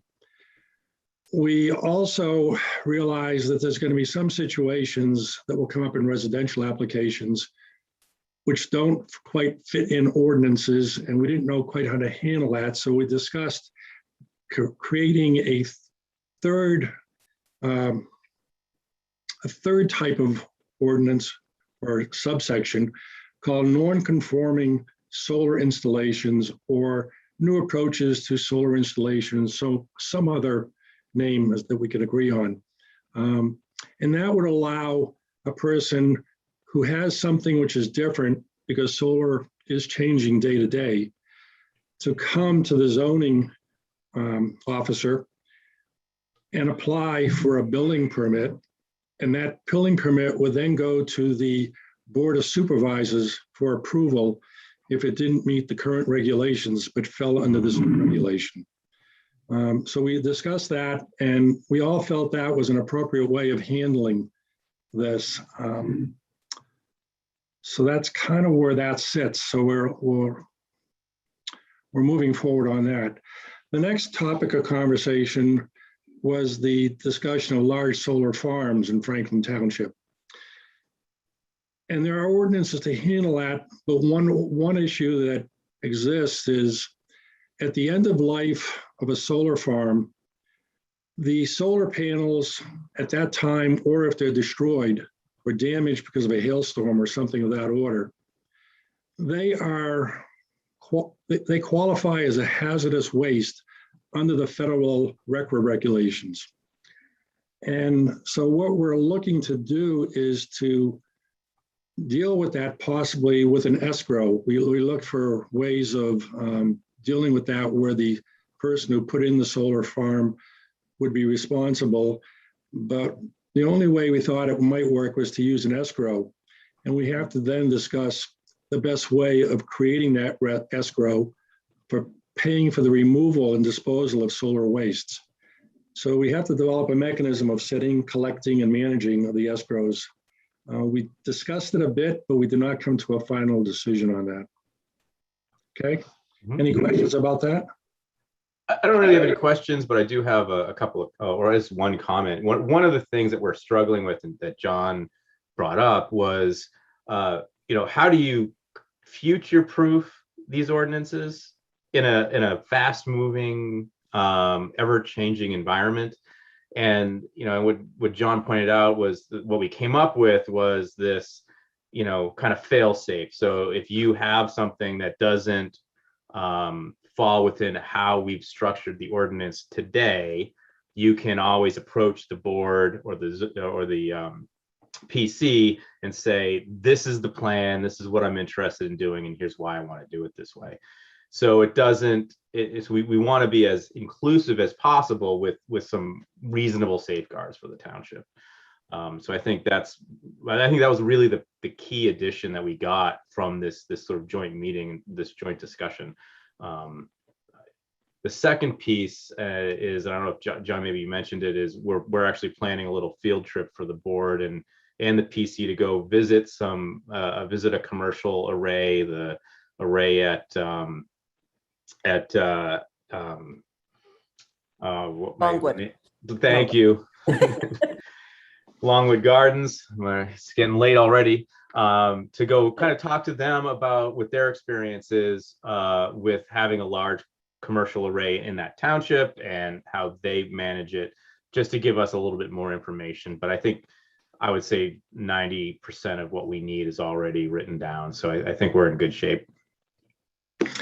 There were two other things that we discussed. There were two ordinances, the outdoor wood fire boiler ordinance. We discussed that and decided that really there was really no need for that ordinance, and we agreed to get rid of that ordinance. Similarly, the geothermal system ordinance, those are two fairly mature areas, and we just didn't feel that it was necessary to have those ordinances. So we all agree that they probably should be stricken from the books. Any comments? No? Yeah, John Auerbach, there was one other issue we discussed that was important. It was the Act 167. Yeah. Where the I'm going to get into that next. Okay, sorry about that. Go ahead. Yeah. Act 167, Jessica from LTL discussed that. And what came out of that was that for the township, we have two options. We have the option of going with the new plans, which can be a little bit restrictive, or we can go with the current way we manage water. And Jessica recommended that we stay with the current approach to wastewater management. And there was pretty much agreement on everybody's part, on the Board of Supervisors and the Planning Commission, that we continue in that direction. Is there anything else you want to say about that, John? Yeah, just a really quick, it was related to the simplified approach, that they're proposing a more restrictive, simplified approach, which would cost our residents much more money to implement because they'd have to hire professional engineers. But fortunately, they're giving the townships the option to retain the existing simplified approach, which allows the resident to do it without an engineer. And that's what the board and the PC decided that we would, when that choice came to us, we would select the original simplified approach and retain that piece of the ordinance. There are other parts of the ordinance which we'll have no choice on. We'll just have to accept them. So, John, this is Don. I'd just like to ask you a question because I wasn't around for this part of the meeting.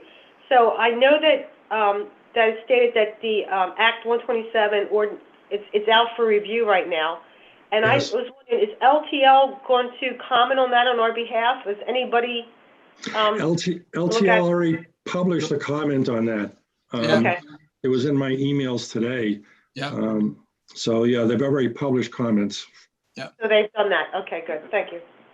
And Donna, the board and the planning commission, if they wish to give their own comments, have before January 7th to do that. Yeah. And they can either submit them through Jessica Adams or through the county directly. Great. Thank you, Jeff. Thank you. And that's it. We adjourned at 8:47. All right. Thanks, John.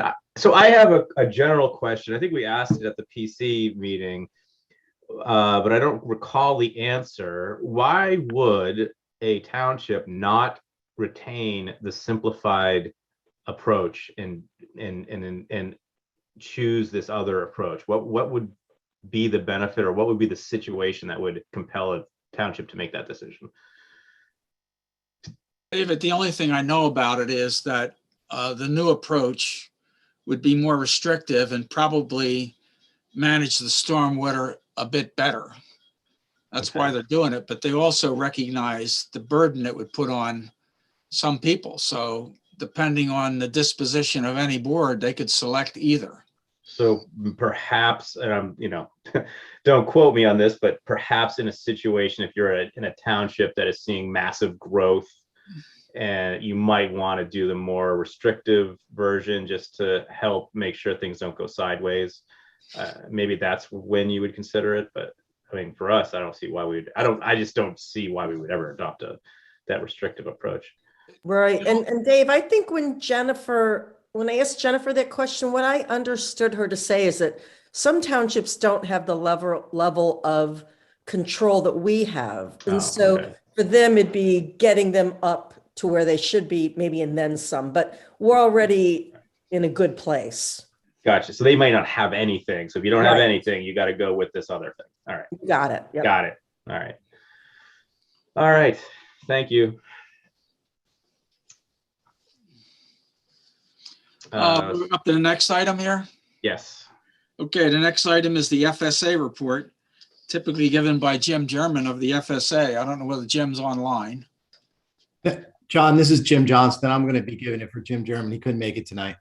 Okay, well, very good. Proceed. Okay. All right. So the Franklin Sportsman's Association update for this month is the membership is unchanged. We're still full at 35 members. The early archery and shotgun season are over. The remaining season opens up December 27th and runs through the 29th of January. And that is, archery or shotgun. You can use anything in that extended season in this township. There are no updates on any of the parcels. Everything went well in the early season. There's no incidents, no issues at all. And I do have an update from your packet on the harvest report. There were 3 antlered deer taken and 6 antlerless deer taken so far this year. And until the next season, we'll see what happens in the late season here. And the community service updates are that there are no new events scheduled because of the winter until probably maybe the end of February, something like that. Unless Jeff has some special projects or requests for us. The FSA, like previous years, have adopted an Avon Grove local family for Christmas, where we donate most of our membership dues for the year to a family in need. and we go shopping, wrap the presents, and actually bring all the presents to them at Christmas time. And we also donated another dollar amount to the Boy Scout troop in Avondale. And so far, we have 123 and a half hours of service provided to the township from July to December. I think that's the end of the update. If anybody has any questions, let me know. Hey, Jim, just again, and I'm always asking curiosity questions of the FSA. How would you break down, or what's the breakdown between archery and shotgun hunters? I don't have it. I don't have the exact number of the 35, but I would say that most of the hunters are archery hunters, and there are, I guess, and probably half of the 35 are shotgun hunters as well. And there's an overlap. And but I will say though that this year it didn't seem like all of the sites were full.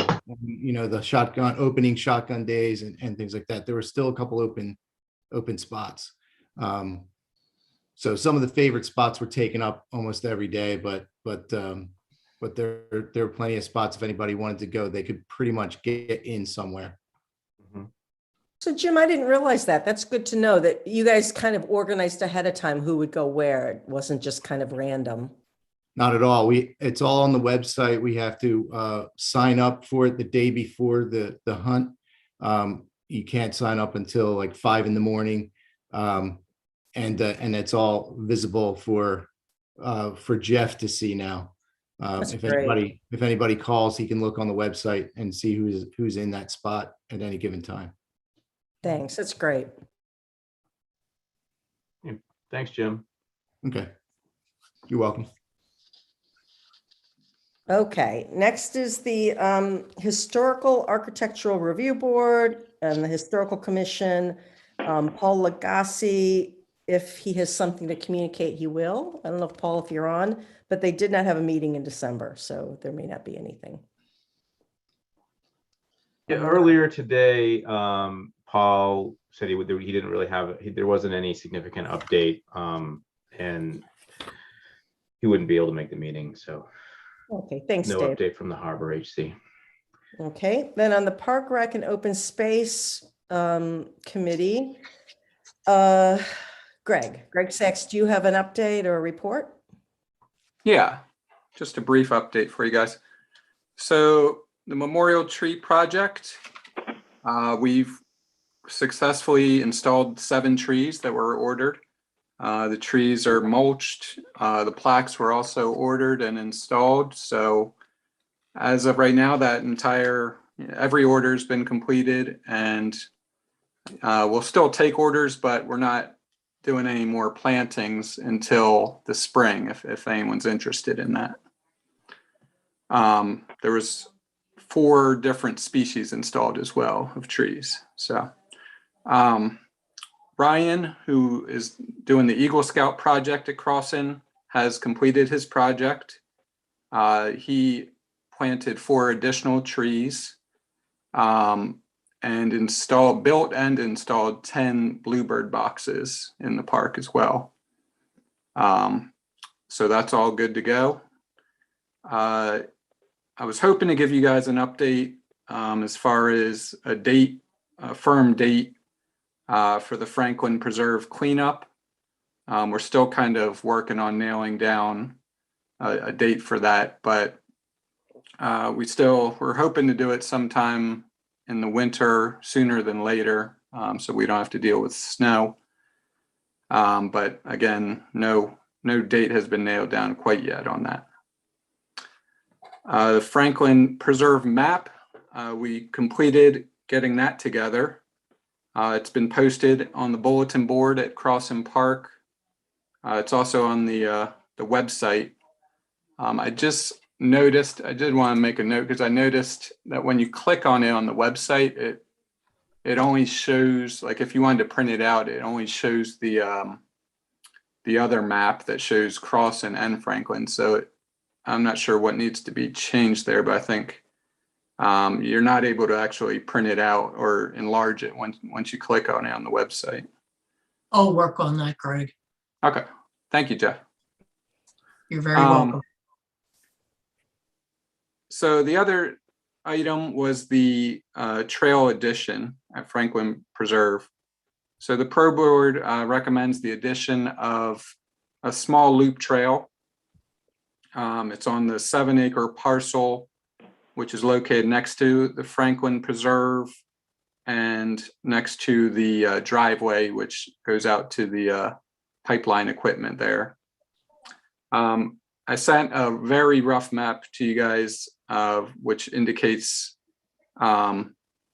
sort of the location of the trail and how Matt Thompson, who would be installing it, envisions it going in. But again, it's just a small loop that goes into that wooded area there. And it would connect to the already existing trail in Franklin Preserve. So it's our recommendation that they proceed with that. So that's all I had at this time. Does anyone have any questions or comments? Well, I'd like to say for your inaugural year, I think this was your first year, or was this your second? Gosh, no, I'm thinking. We started in May of, it's been a year and a half roughly. Yeah, you guys have just knocked the ball out of the park. All of you, sorry, not guys, but you men and women, you've just done an amazing, amazing job, and just want to thank you. Yeah, it's our pleasure. Absolutely. All right, well, thank you very much. All right, thank you, Greg.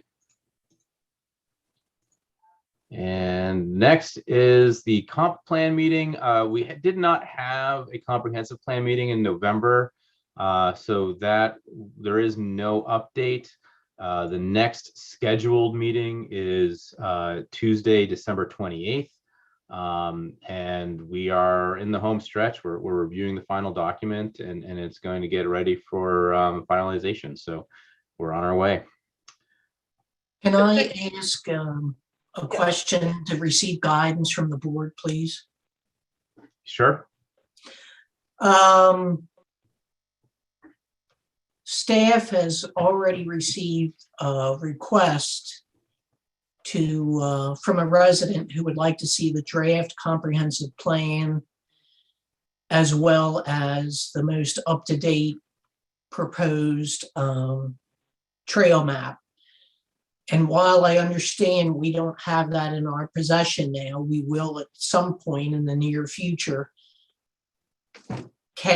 Once it becomes available to staff and the committee, can I then make it available to those who request it? Can we just post the interim draft on the website? Absolutely. I Yep. think Kathy's on the call. I'm not sure if Nan is, but Kathy, do you have an opinion? You are heading up the comprehensive plan. I don't believe she's on right now. She's not on the call. Okay. Yeah, I mean, I support that. I'm all for transparency. I like the idea that we have to actually make the copies, but if it's on the website and we can direct people to the website. Yeah, I just want to make sure that we have a chance to approve it before it, because until it's approved, it's just a draft. And so, I don't know if that's fair to the comprehensive plan team, but I guess if the team leaders are comfortable with that, then that's fine. But really, in most townships, I think it's once it's approved is when the public can see it. And of course it can be changed, but there's just kind of that's the normal process.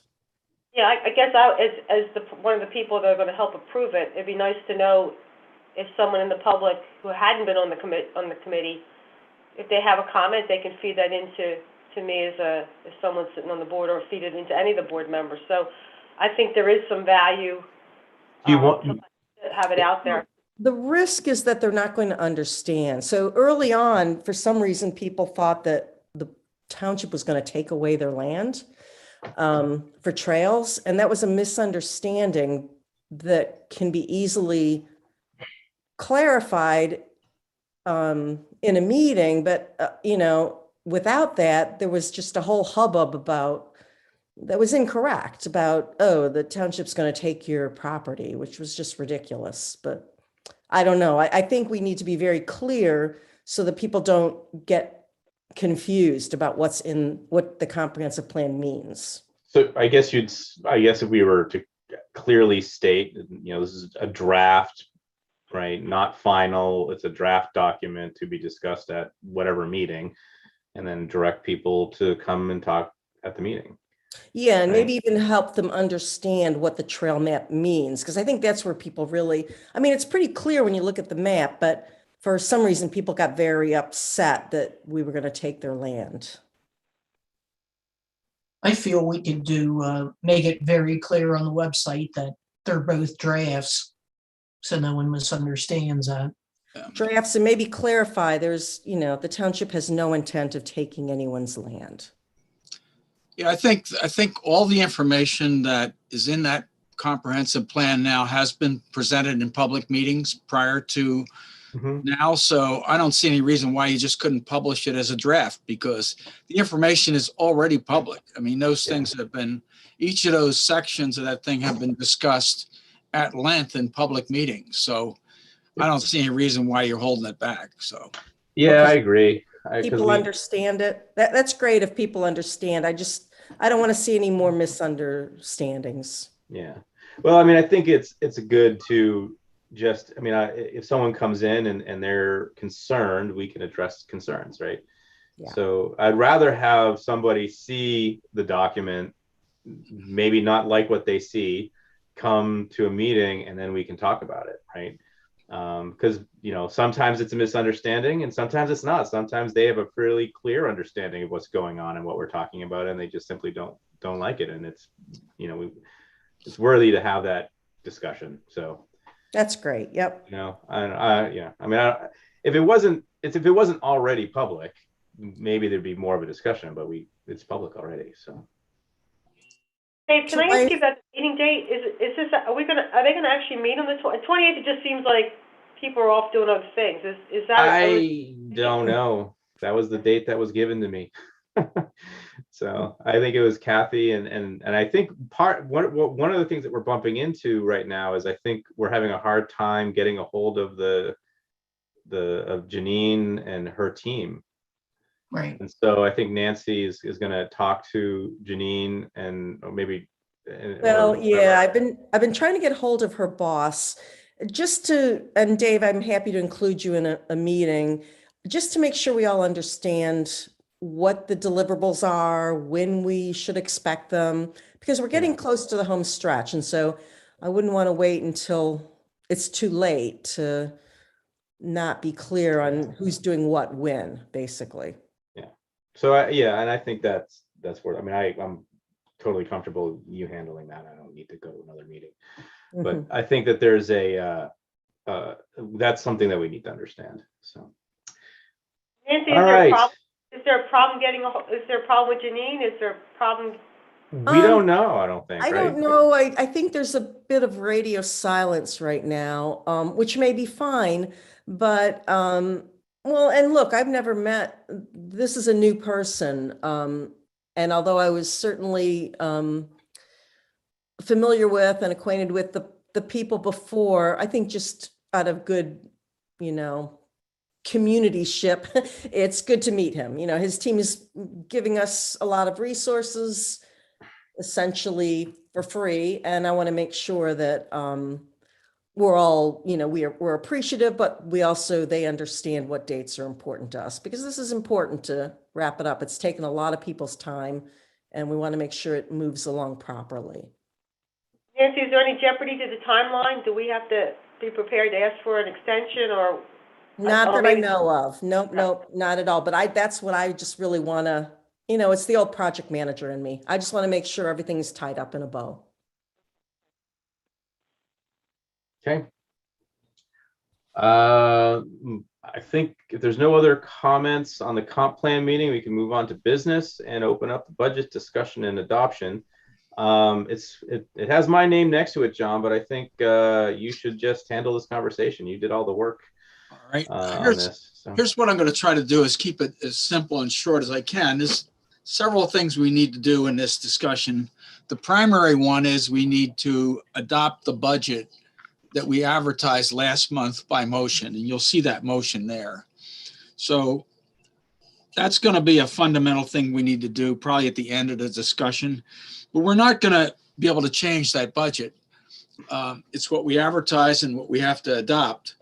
The plan we had developed in the last meeting is that we will have some updates for the budget, and both Melissa and I are working on them and others are. So the plan is that next year, the second class township code allows the budget to be reopened for a period of time at the beginning of the year. So we're going to plug in some corrections to the budget at that time, and they will be prepared and ready before the end of the year. The primary upgrades are going to be related to the year-end balances here for how we spend the year out, because none of us have the in-depth experience that the prior township manager had and treasurer. We weren't able to predict year-end balances precisely in October. So we should be able to certainly predict those at the end of the year. I did go through it today and didn't see any surprises so far on the predictions I have. But the plan is for the last week of the year, between Christmas and New Year's, I'll go into the budget with Melissa, and we'll pull out all the year-end balances out of QuickBooks and put them in the budget so that the ending cash balance for 21 will be the beginning cash balance for 22 will be as precise as we can get it. So that's the plan for the budget. We also have set up a tentative meeting with Peter Bars that week. He's available. So we'll get his final comments on the budget. We've had several meetings with him, one recently where he took the budget away and reviewed it and came back with comments. So Melissa and I and Jeff reviewed that with him over a period of maybe 3 hours. It was a pretty long meeting, went over lunch. The overall, and he made some corrections for us, which they're appropriate. But his overall view is that he thought the budget was well prepared and didn't see any major errors. So I think that increases our confidence. The work I did today, just checking some year-end balances, increases my confidence further on the predictions for year-end balances. So I'm more and more confident in the budget. But there are some unknown factors, let's say unknown outliers that developed in this year's budget and actually the prior budget 2020 that created some very strong cash positions for this year and going into next year. And we were very concerned about those positions and how we ended up with all this cash. So that generated some doubt in our mind about how accurate the budget was. So I did do something, and I'll bring it up in a moment here. I did model the budget by taking out some of the outliers from the budget, the issues that really boosted the cash balance out, and I just took them out of this model. And you'll see that the budget for this year looks much more normal to what we've done previous years. So what the analysis says is that the outliers that I've identified are the items that have created this extreme cash balance. So that's increased our confidence in the budget. So if I could go over that part very quickly, I'll pull that up. And Jeff, if you can get me to share the screen.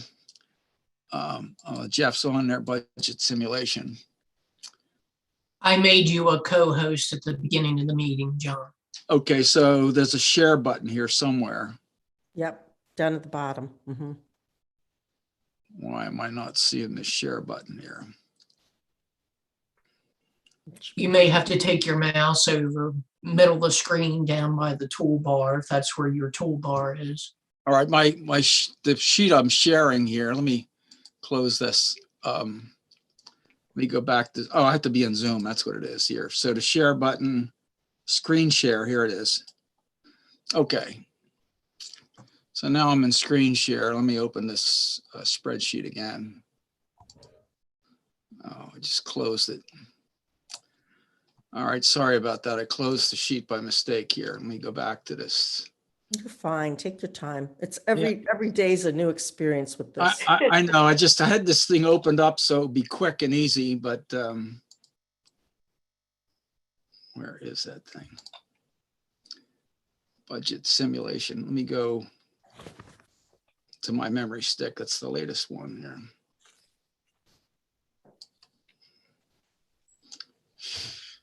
This is just what I was trying to avoid here. Yeah, that's the right one.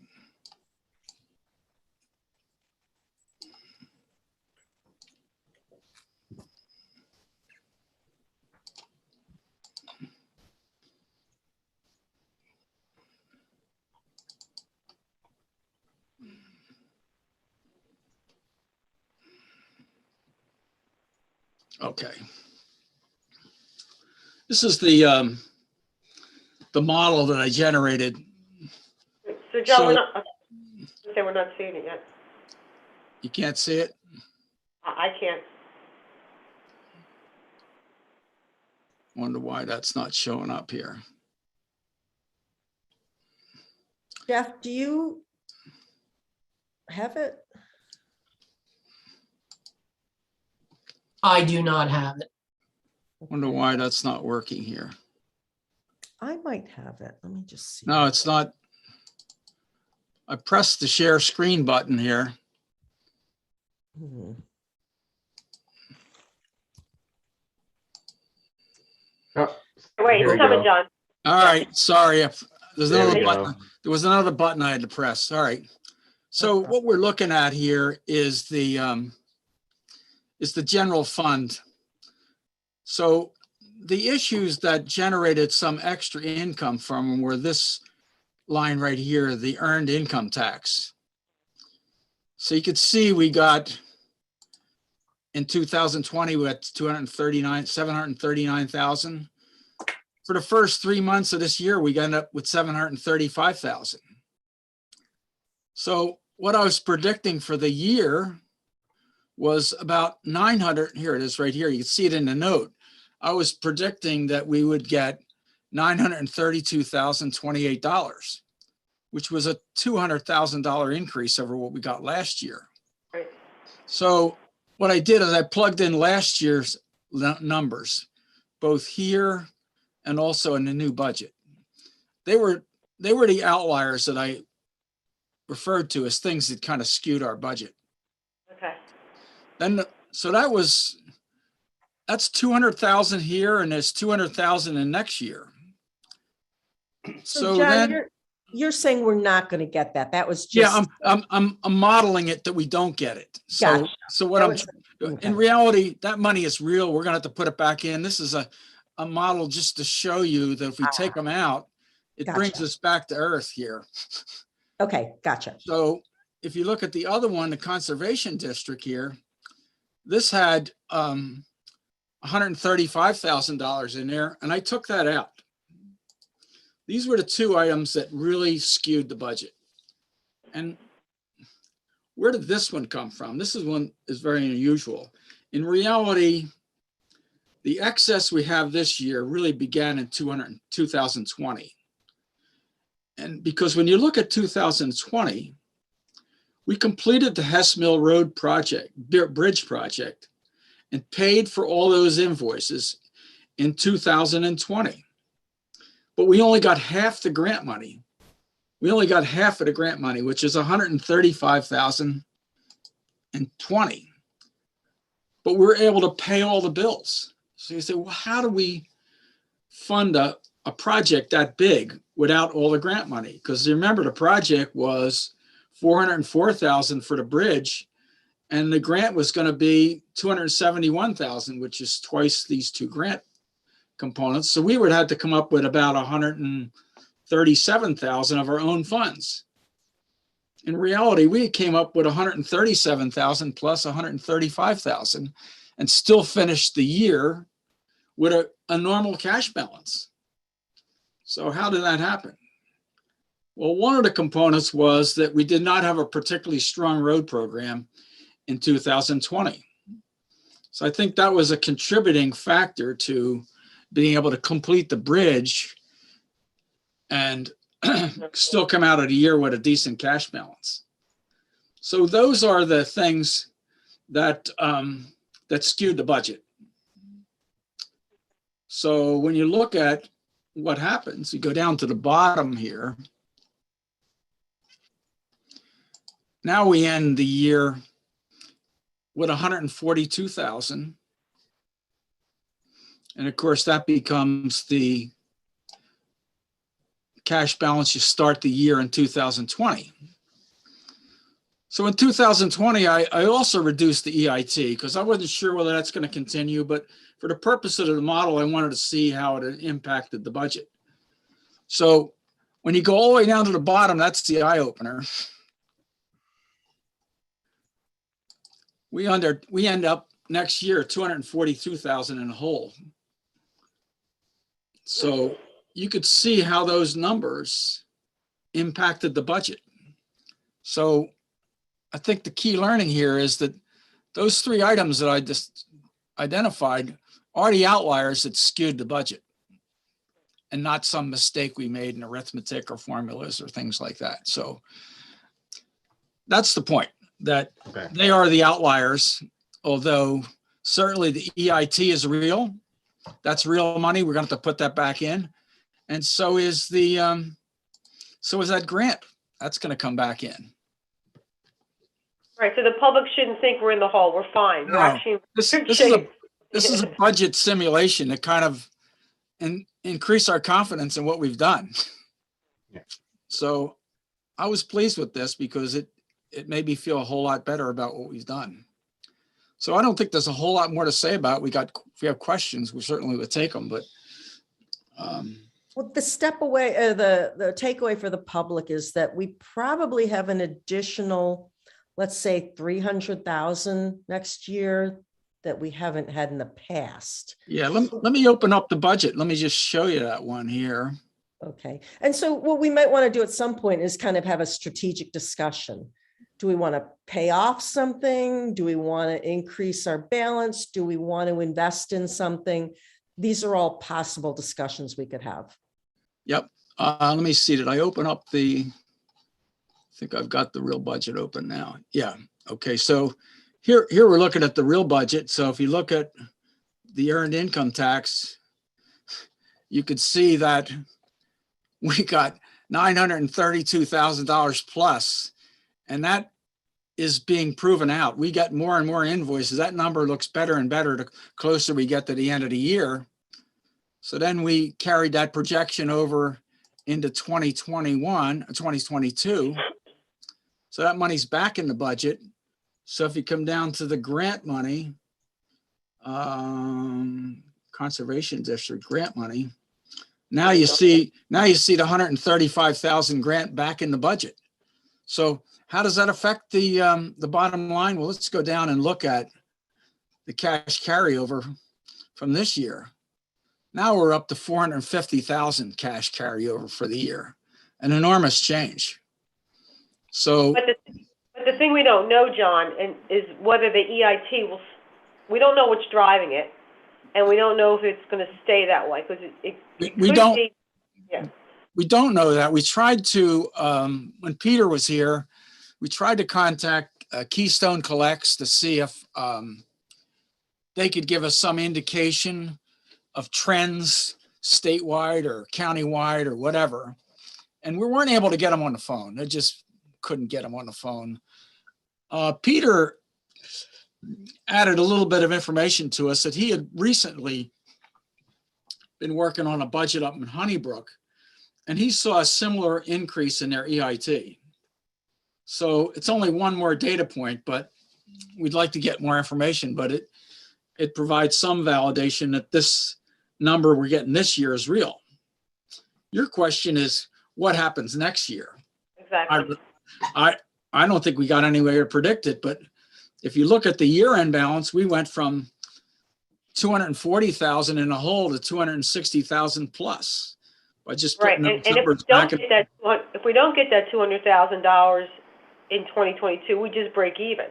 That's right. So, Yep. right, so it's really, and just for the public's information, it could be people working from home, and there could be, we don't know what it is, but it's possible it could be people working from home and they're not paying Delaware state tax because they happen to be living in Pennsylvania, and then they're paying EIT instead.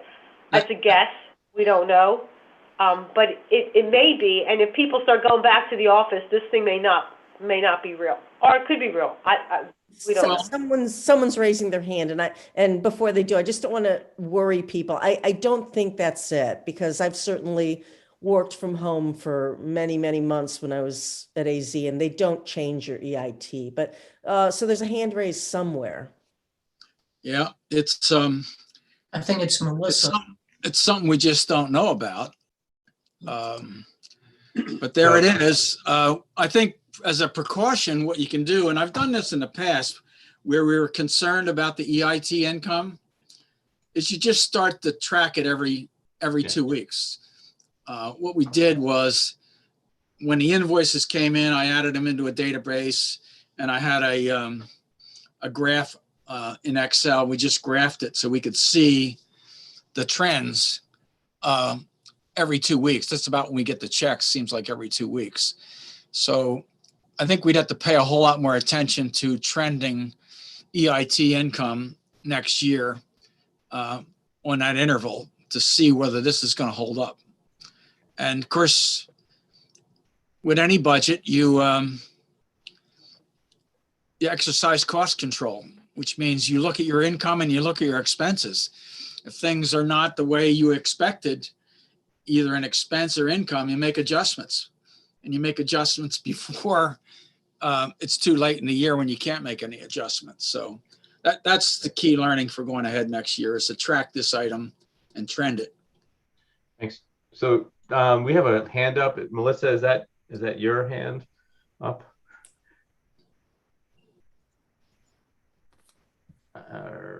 Someone's hand is up to talk. Oh, now it's on mute. But they're on mute, yeah. Maybe they didn't mean to do that. Yeah, it could be. It could be.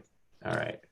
So I mean, I think this was a long process, and I know we worked through a number of issues trying to understand where all these discrepancies were coming from.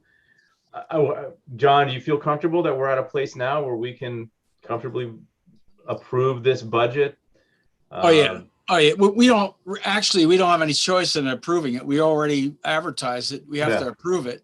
So I think maybe I should rephrase it, but to be more, you're comfortable with the numbers. We all seem to be comfortable with the numbers, so we're in good shape. Okay. I think the last correction we'll make is in this column right here, which is the year-end cost for 2021. So we'll go into QuickBooks and update all these numbers so that this last number here, this is the key one, cash carryover for this year is the right number for next year. I think that's going to be the primary change in the budget. It's just that update. And I was just going to say, we have Jim, not to put any pressure on you, Jim, but Jim will be on the board next year. So Jim, if there's anything that doesn't make sense, we can open it up in January and get another chance to adjust anything we need to do. Yeah, I think the adjustments in January, if you make any, well, they'll be in this column right here. But that's just history. You're just filling in history. Mm-hmm. But this column right here is your budget. So that's a decision process. So you want to make some changes there, you can. But that's a thought process here. This thing here is an exercise by rote, essentially collecting the information out of QuickBooks and to make sure it's correct. Okay. All right. I think if we don't have any other questions on the budget, I think we're probably at the end of the discussion, we'll make the motion to approve the adoption of the budget. The other item I wanted to talk about is the American Rescue Funds. And the information we get gets better and better every time we talk about it. But let's go to this particular sheet right here, which this is a tab sheet that Joan McVaugh had developed for spending the American Rescue Funds. And of course, in June of this year, we received $237,000 plus. So she had some expenses in here that she wanted to charge against it, which was $212,000. And after Melissa and I and Peter Bars spent some time reading the interim regulations, we found that some of this stuff won't qualify.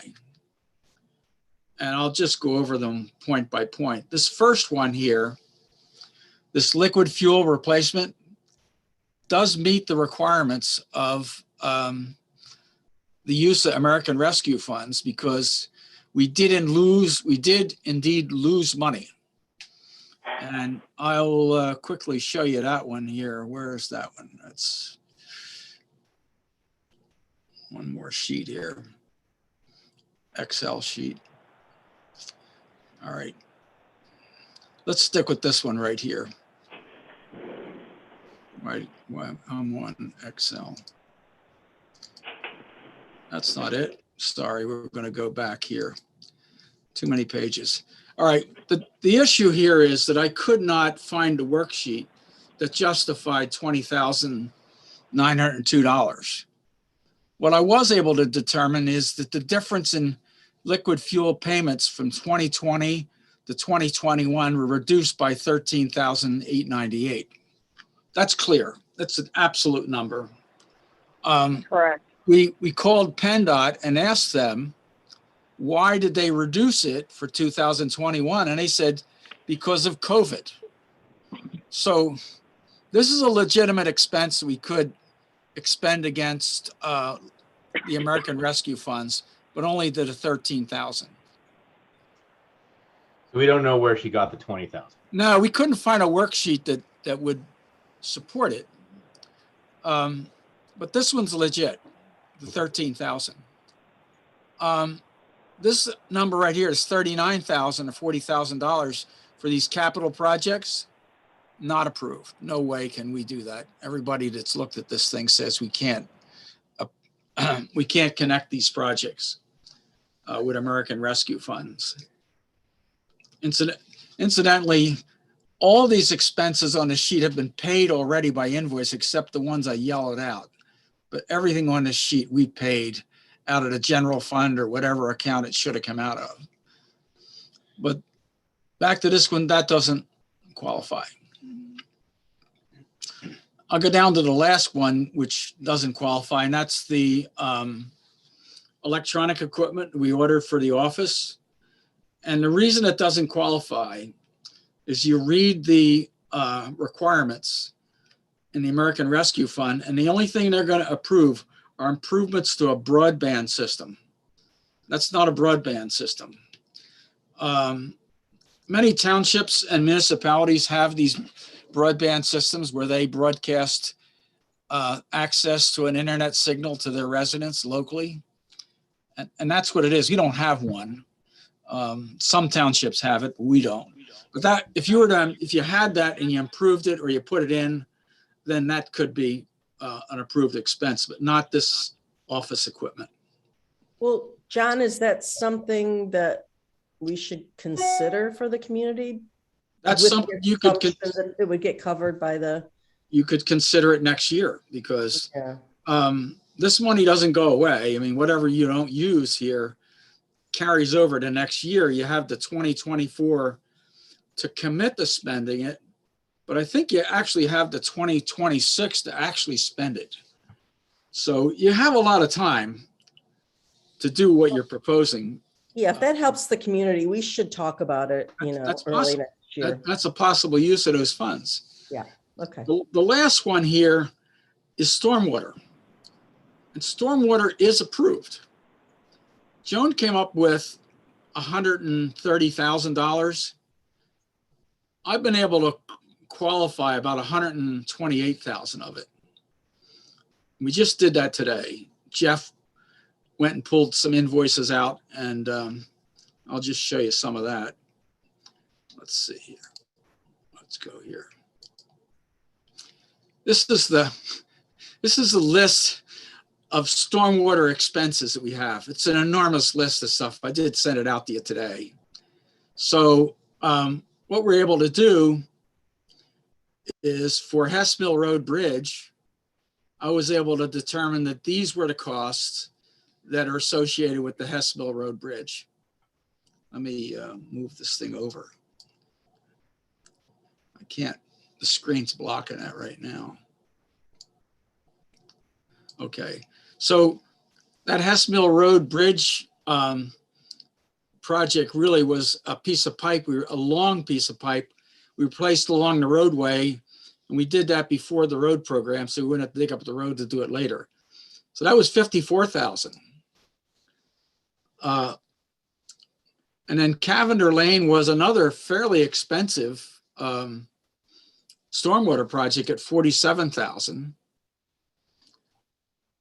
Duncan was a smaller project. It was one piece of pipe, David. You know, I looked at that particular project some time ago. That was $15,000. And then up on Hilltop Road, we did some under drain work to resolve that ice buildup in the wintertime. Mm-hmm. So when you look at the summary, these are the projects right here. This is how I get the 128,000 from those projects. So Joan estimated 130,000. So the 128 that I come up with is 98% of her number. So one of the concerns we had about the American Rescue Funds is defining the projects, because the reporting requirements on a project are pretty onerous. So you can't take a list this big and just submit it and say, this is our stormwater stuff.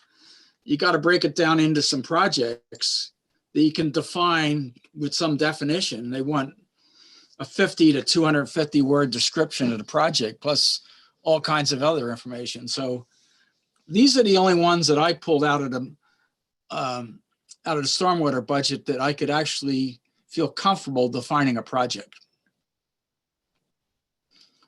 So back to this. Some of this is viable at 128,000. So what we have in this list is we could possibly charge against it this year is this 128,000 and in this 13,000. They're the only ones that I feel comfortable with charging against it. So I'll give the board three options here of what you might do. You can take the cautious approach and not use any of the money this year, as suggested by our treasurer, Peter Bars. Or number two, you could take part of it. You could take this number and that number. Or if you're really brave, you can go back and take it all, the whole list. Well, I would go with our recommendation from our treasurer. I mean, yeah. Do we have to decide it today? I don't want to lead the board because I wanted to just present this thing on a neutral. Okay. But my position is where Peter is. I think there's risk. We found out something this afternoon that really gives us some leeway. We thought that if you didn't charge it this year, you couldn't go back and retroactively charge it. In reality, we found out today you can. So if between now and March 31st of next year, we can define this stuff in a better way, we can charge it. So we don't lose it if we just let it slide by now. So I think considering we have that leeway to develop these projects with the precision that's required for the reporting, that we could just let this thing go and not charge anything to the American Rescue Funds this year, just carry the money over into next year. We also probably have just as much new stormwater stuff going next year. We've got MS4 coming on. So we could probably use a good bit of this American Rescue Fund, primarily in stormwater. Yeah, I think the key piece of information here and this is why I support taking the cautious approach, is the final recommendations and regulations around this money haven't been written yet.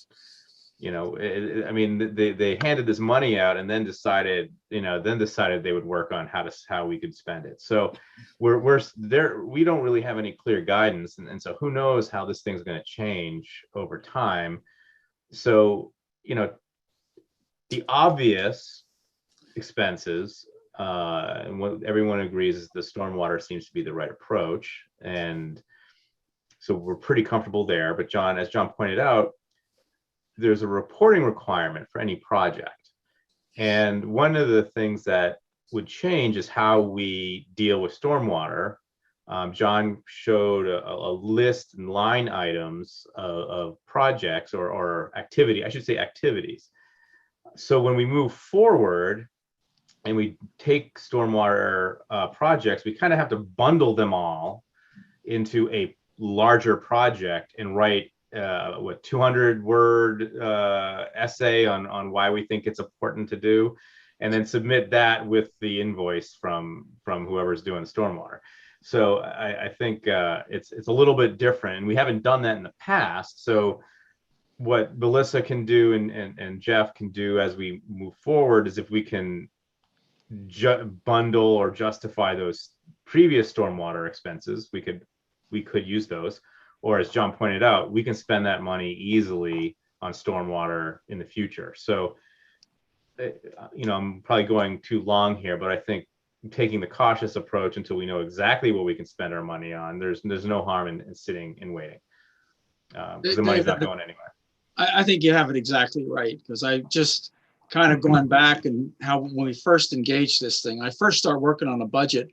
There was a stack of paper on the desk there with all the PSATs interpretations of how we spend this money, and I spent a little time looking at it, and I had some serious concerns then.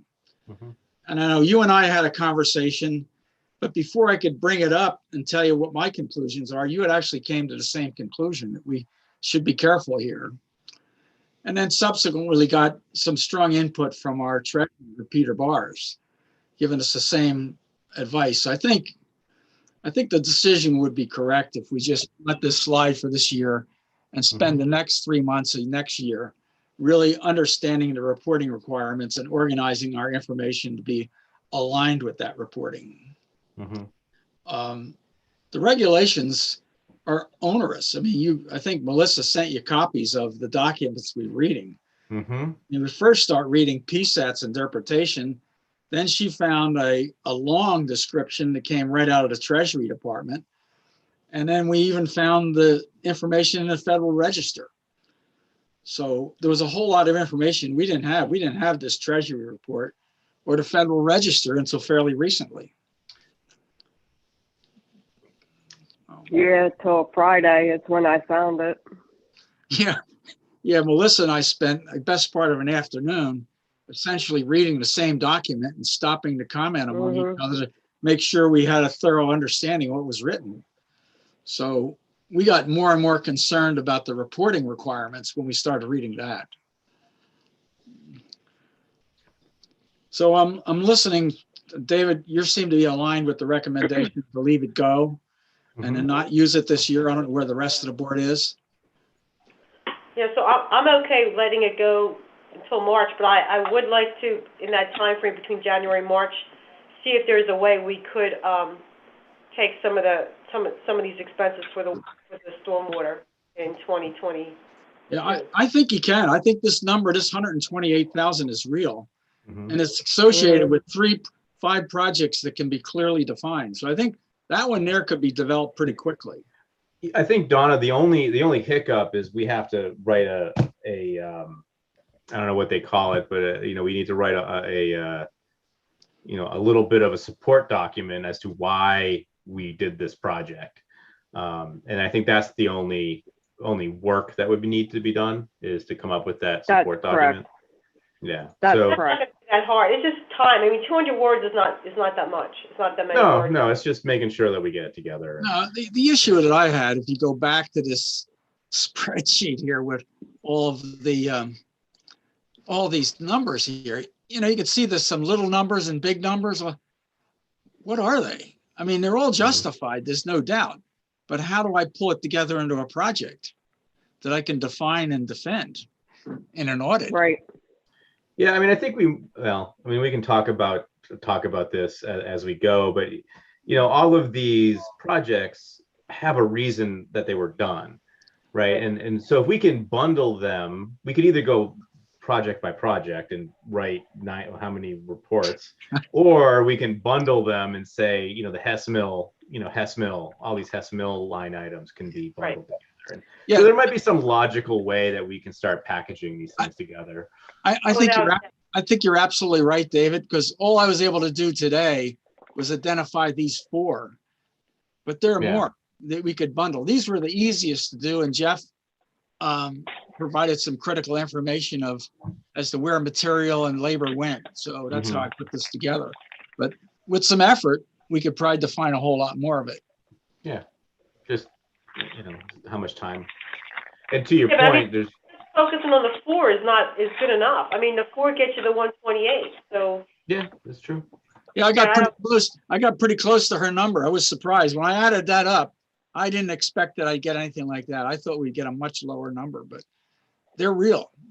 yeah, you're 98% there. So I wouldn't waste time trying to come up with another project. I would spend my time figuring out. And like I said, 200 words is not that much. I'm more than willing to help anyone put that together. But I think we work with our engineer. Go back, Jeff. I know you have a lot of this stuff in your head. We'll talk to Jim, and I think we'll take a day, but I think it can be done. I'm always willing to help. Yeah, one thing I want to just say, Jeff's contribution to this was huge, because what he did is he went into this list here and pulled out which one of these expenses for material and labor and pipe and inlet boxes went to each project. Neither Melissa and I had the knowledge to do that. Only somebody who followed these jobs in the field could do that. So he actually provided the key information that allowed me to put this summary together. So anyway, that's kind of what I got. I don't have any more. If we have more questions or comments, we could just move on to the motion. Oh, I think I'm good. Any other questions or comments before we move on? All right. All right. Good. Then I make a motion to approve the 2022 budget as presented by Melissa Ortega and John Auerbach. I'll second that, John. Seconded by Donna. We've had a lot of discussion, but there's always an opportunity for more, so. All right, hearing none. All in favor, say aye. Aye. Aye. Is that 4 votes? I heard. Yes, yeah. Okay, so motion carries 4-0. Okay. All right, let me stop sharing my screen so I don't mess up the. All right. Oh, here it is. Here, I gotta go. Hold on a second here.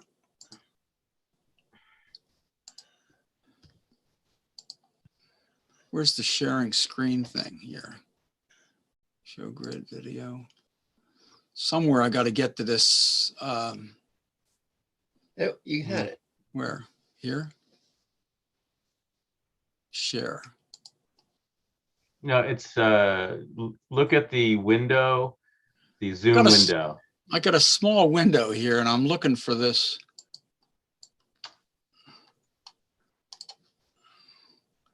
Oh, I can actually stop your sharing from here. Why don't you do that? Because I'm not getting a. There we go. All right, you stopped it. Good. Very good. There we go. Yeah, I'm back on the screen. Now I can see the button, but I couldn't before. Yeah. All right. All right. So let's move on to the 2020 Interim Road Program Award. This is going to be a motion to accept the interim road bid. Jeff, before we go and talk about this interim road program bid, can you talk a little bit about what an interim road bid is and how it's separated from the road program that we discuss later in the year?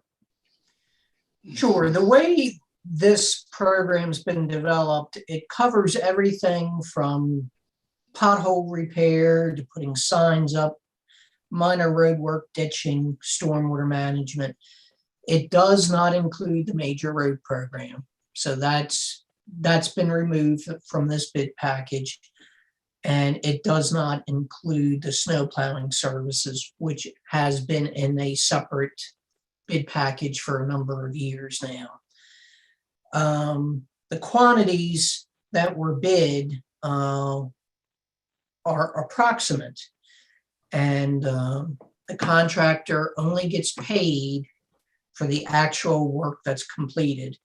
So if the total hours are more or less, that's what he gets paid. So we've used Jim for a number of years, and we did receive a bid from him this year. And I had supplied the breakdown to the board, the 2021 pricing versus the proposed 2022 pricing in a spreadsheet. Okay. So if the board is willing, I would. So I guess the only thing I would add is there anything in this bid package that is different, new, changed, something that we might want to pay particular attention to? Well, it was just the equipment a little bit, Dave. One was the front end loader with the 3-yard bucket. Was one. Another one was with the rototiller and drag for the ball fields. That was enhanced. And I believe there was a broom attachment for a 0-turn radius mower if so desired to use. Okay. But other than that, everything's pretty standard. All right. All right. Thanks, Jeff. Thank you. Sorry, Dave. I'm sorry to say, but I'm not sure I saw that spreadsheet, and I apologize if I missed it, but can you just resend it to me? Oh, absolutely. And I appreciate you mentioning that, Nancy, because if it is approved this evening, this sheet will go up on the township website for anybody to view, the public or the board. Yep. Okay, thanks. I'm happy to do that. Great. All right, so let's move on with the motion. I make a motion to approve the 2022 interim road bid submitted by Yardworks Incorporated. Can I have a second? I'll second Seconded by John. I'll give it to John. Yeah. Okay. Any further discussion before we move on to vote? So Okay. is everybody else very well familiar with it? Yeah, as familiar with it as I think as I need to be. Okay, I feel a little bit bad that I'm not familiar with it, but I'm just gonna trust everybody. Yeah, it's pretty. I mean, it's not too much different than what we've seen in year over year. Okay, great. It's a unit price contract, so the unit prices have been bid competitively. We didn't get any other bids, so we only use what we need. So we charge so many hours against this backhoe or this, then we pay that hourly rate times the bid price. So there's no overall cost that we can assess to the thing. It's just a competitive bid on unit prices for his equipment.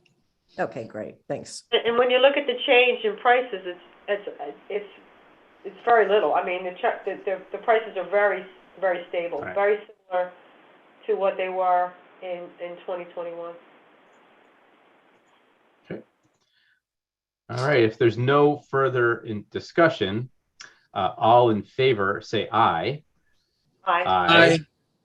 Aye. Any opposed, say nay. Nay. Motion carries 4-0. I believe I heard 4 positive votes. And then we have a subsection here talking about the 2021 road program analysis that was done by Ron Ragan. Is Ron on to discuss this, or will you lead that discussion? He is not on, but what Ron did, and I can share my screen if you want, he completed, okay. Let's see.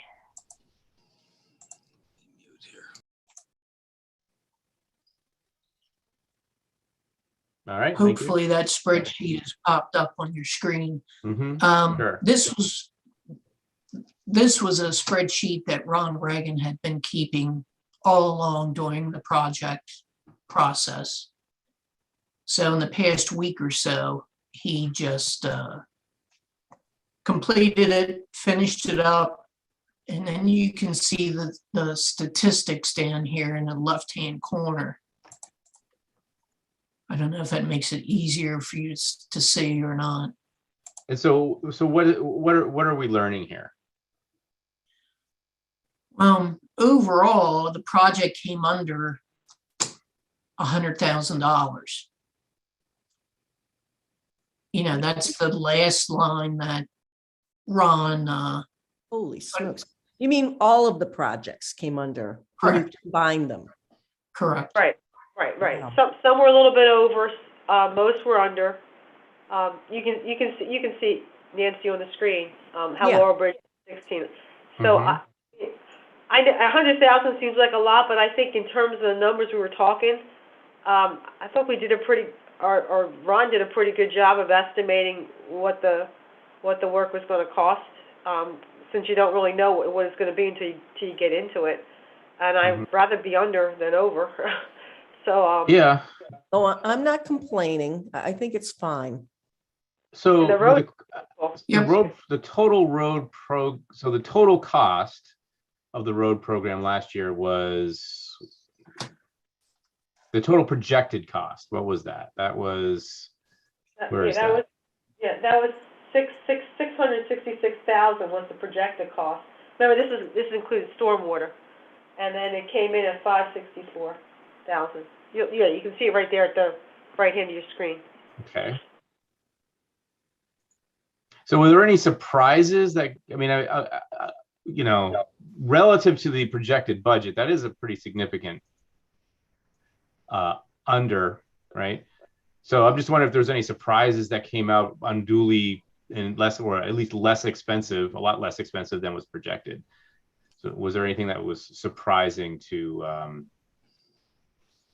Ron? David, just looking at the list, if you notice, the Hess Mill Road work went over 26,000. I know that pipe work that we talked about in the previous discussion was a very difficult job. They rented a rock and all kinds of things. So that turned out to be a much tougher project than they have thought. That could be why that one ran over.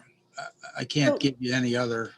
Well, I'm looking more at the under, right? Where we were cheaper than we thought. So I was just wondering what was less expensive than we thought would. I don't have a good clue, but I can tell you the ones that involve stormwater and piping all went over. Yeah. Right. So the ones that went under are around base repair. Is that was that Long's estimate, or was it Ron's estimate, or just so we know in the future?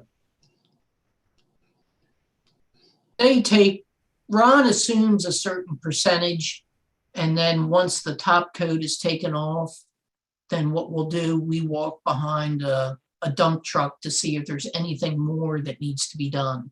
Okay, so things were better than we expected. Right. In some areas, I would say yes. Yes. Okay. Yeah, Cavender Walker was 26K less. And I'm really asking this out of curiosity. It's not really an indictment or anything. It's just I was wondering why we were so under budget.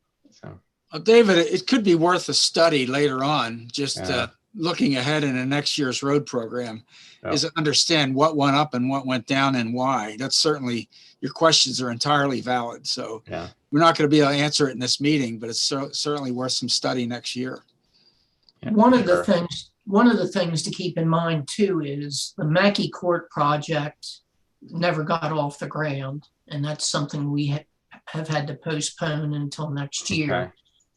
That's big, Jeff. So that's a good point. So it's not $100,000 that we underspent. We didn't do a project. So there we go. That makes sense. So I'm sorry. That's an easy way to come in under budget. Just don't do the project. Well, there were a number of things against us from the subdivision plan that had been recorded and what we actually found. So a lot more thought needs to go into this, and hopefully we can look at this as one of our top projects for this year coming up.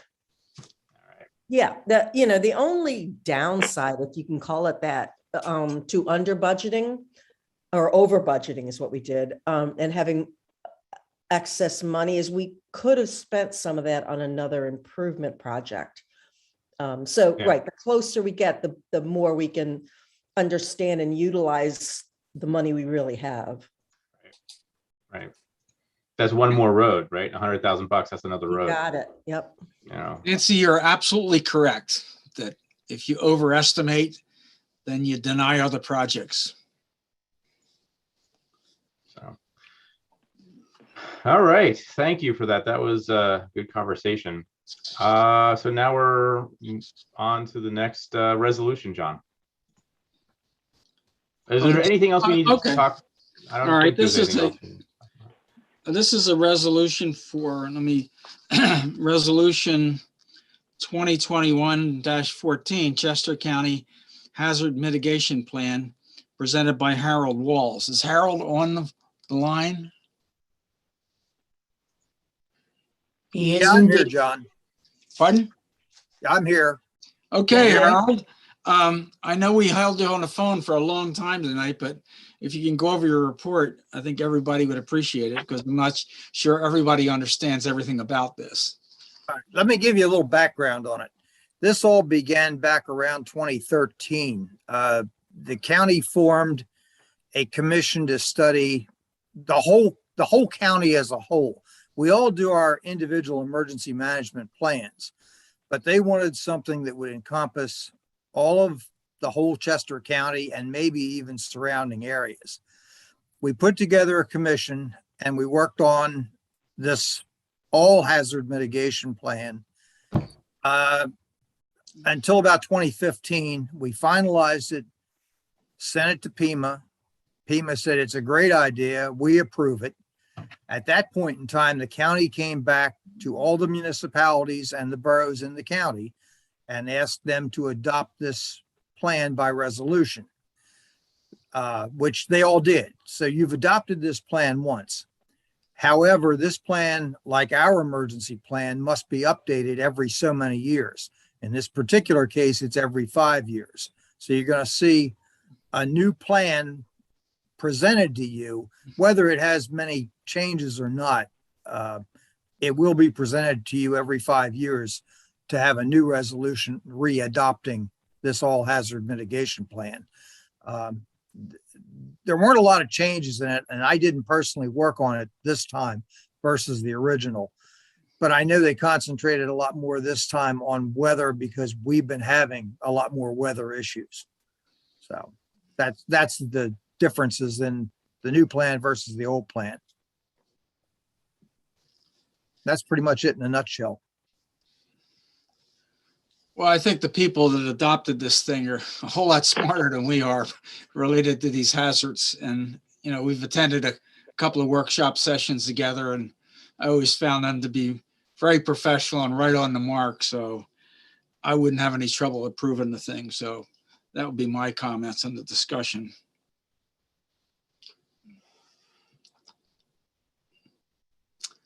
Okay. Any other questions? I'll read the motion. We could probably have another let me read the motion and see if we get more discussion. I make a motion to approve resolution 2021-14, adopting the updated multi-jurisdictional hazard mitigation plan for Chester County. Any further discussion? No. Hearing none.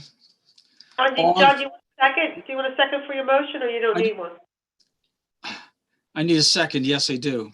Yes, I'll second that, John. All right, so Donna did the second. The motion sheet's not quite, doesn't indicate that here. Oh, yeah, it doesn't indicate a second. Okay, we have a second by you, and I read the motion. So all in favor, say aye. Aye. Aye. Opposed, nay.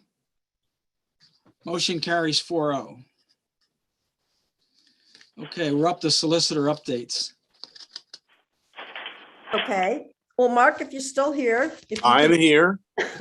I will, I have, for point of information, the first item is the 3327 Appleton Road matter. The brief's been filed in the appeal of the board's denial of the demolition permit, the certificate of appropriateness.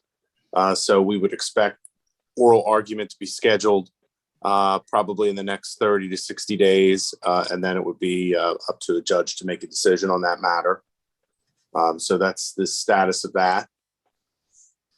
And feel free, if you have any questions, jump in. Lexington Point, we have agreed, the attorney for the developer and myself, since the last meeting, have agreed on the financial security, the form of the bond. I drafted a financial security agreement to allow for the developer to use the bond they provided. Their attorney provided his comments, which I accepted. So that was a major step in allowing the agreement to move forward. We need to put that together with a former developer's agreement that was for the original development as exhibits to the new agreement. And we should be able to do that, hopefully, if everything goes well, before the next meeting. We're still waiting for some information from the developer on the contractor that they intend to use. Their attorney indicated he believed it was a particular contractor, but we don't have anything in writing. So that is proceeding. And hopefully we'll be able to get that agreement in place so that developer can start constructing the wastewater treatment plant as soon as the winter's over, or whenever the weather allows them to do that. So that is Lexington Point. The third item for the solicitor update is the general code. The township did engage general code, E-code 360 is the website. They provide the codification for the township, and there were 60 pages of analysis that the township engaged general code on. I had reviewed those with a previous township manager. Jeff had asked me to re-review those, which I did and provided to him. And so that should be able to proceed. There were just a couple, 3 or 4 outstanding notes on the township manager's, the township manager's notes that we needed to interpret. But that would be for Jeff to now engage general code to move forward with the changes. One of the issues that I identified was whether or not the township wants to completely recodify or enact its code as a new codification, or if it wants to enact the changes individually. Jeff and I haven't talked at length about this, and I don't know what the ramifications as far as money goes, but that's something that we should talk to general codes about. Either way is fine with me. It might be a little bit more difficult to enact them, particularly to have, it would be quite a long ordinance since we have 60 pages of changes. So that might be a little difficult, but we'll figure that out. You'll come back to us with the pros and cons of each proposal, of whether to go. What I had suggested to Jeff was to talk to general code about, if they have like a pricing option, like if someone would have to put the ordinance together, or they can just incorporate these changes and then the township can enact a single ordinance which recodifies the code that has already been codified, so to speak. So we'll hear from General Code, hopefully, about what their thoughts on it are and if there are pricing issues from their perspective. They have to incorporate all these changes into your code, which means that if you have books, you'll need to print out new pages and change these pages out, and they'll need to change their website. So that's moving along. 17 Bullock Road, that was the issue with zoning related to an event that was held earlier this year. And Jeff and I have been trying to set up a meeting with the new zoning officer. He has been sick. So Jeff, correct me if I'm wrong, we were going to try to set something up with him over the last 2 weeks, and we have been unsuccessful to do that. Correct, sir. But we will do that. Yes, sir. So that is my update on these 4 items. Thank you, Mark. All right. Thanks, Mark. All right, so we've come to the end of our meeting. Earlier than I expected. That's good. 10 o'clock, it's not so bad. But I just wanted to say before we move to public comments, and adjourn for the evening, I'd like to acknowledge that this is going to be John Auerbach's last Board of Supervisors meeting. John, as everybody knows, has been a long time supervisor, chair for most of his time while he was on the board. And over the past 2 years that I've known John, I've really found him to be incredibly gracious, very giving with his time, very patient with me. There were times when we were at odds and he was always very respectful, giving his time and making me see or understand his point of view. And one of the things that really amazed me as we've worked together is, the contributions that he's made kind of even go beyond Franklin Township. We were at the learning about the fire and EMS budgeting, and he helped develop the formula that they use to establish how much we have to spend in various townships. So, it's been pretty incredible to learn about the contributions. So, John, for me personally, it was great getting to know you, great working with you over the past 2 years. And most importantly, thank you for your service to Franklin Township. I really appreciate it. Thanks. Thank you for those supportive comments. I think the board is in good hands, and certainly the leadership will be good under your jurisdiction, and looking forward to some good things coming out of the board over the next few years. Thanks. And John, I would say the same thing that David said. I mean, you've been my mentor for years, and I totally appreciate working with you. And I in my head, you're not going away. I think you're going to change. You're the way you contribute will just change, because we're going to keep on bugging you. Me, Melissa, and whoever else needs an ear to get some of your opinions, because you have incredible knowledge about so many things. And as David said, you have been so gracious with your time and always there to listen or help. And I can't thank you enough for all you've done for the township. So thank you. All right, thank you. I agree with you 100%, Donna. You're gonna miss him, Melissa. We're not gonna let him go. You have him on speed dial, right? Oh, absolutely. He's not going nowhere. Look, I will help you with the budget, make sure that comes to the right conclusion. I feel a very strong obligation to do that, so I will make sure you're not in the lurch. You're still not going anywhere, John. So, all right. So let's move to public comment. This public comment is for comments on anything attendees might want to share that was either on or not on the agenda. Commenters must state their name and whether they are a township resident or a taxpayer of the township. Are there any final public comments before we adjourn the meeting? All right. Everyone, this is Jim Johnston. Just as a resident and future board member, I just wanted to say thank you to John as well. He's been an inspiration to me, just being a resident, and inspired me to run for the board. It's one of the reasons why I'm going to be around for a while. Thanks, John. Thank you. All right. And this is Victoria Knotts. I just wanted to thank everyone for their consideration and their time, and I wanted to extend my congratulations to Dawn Dowling.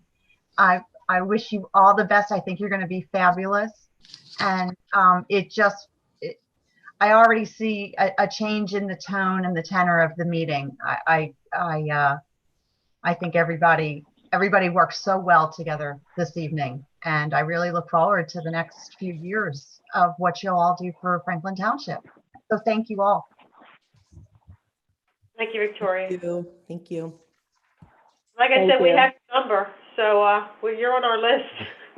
Yeah, I think we'd like to keep her. Definitely, right. I agree, Dawn. All right. So if there aren't any further public comments, I make a motion to adjourn tonight's meeting at 10:20 p.m. All in favor, say aye. Aye. Aye. Congratulations. Done before midnight, David. Very good. Oh, boy. All right. All right. Congratulations. Thanks, everyone.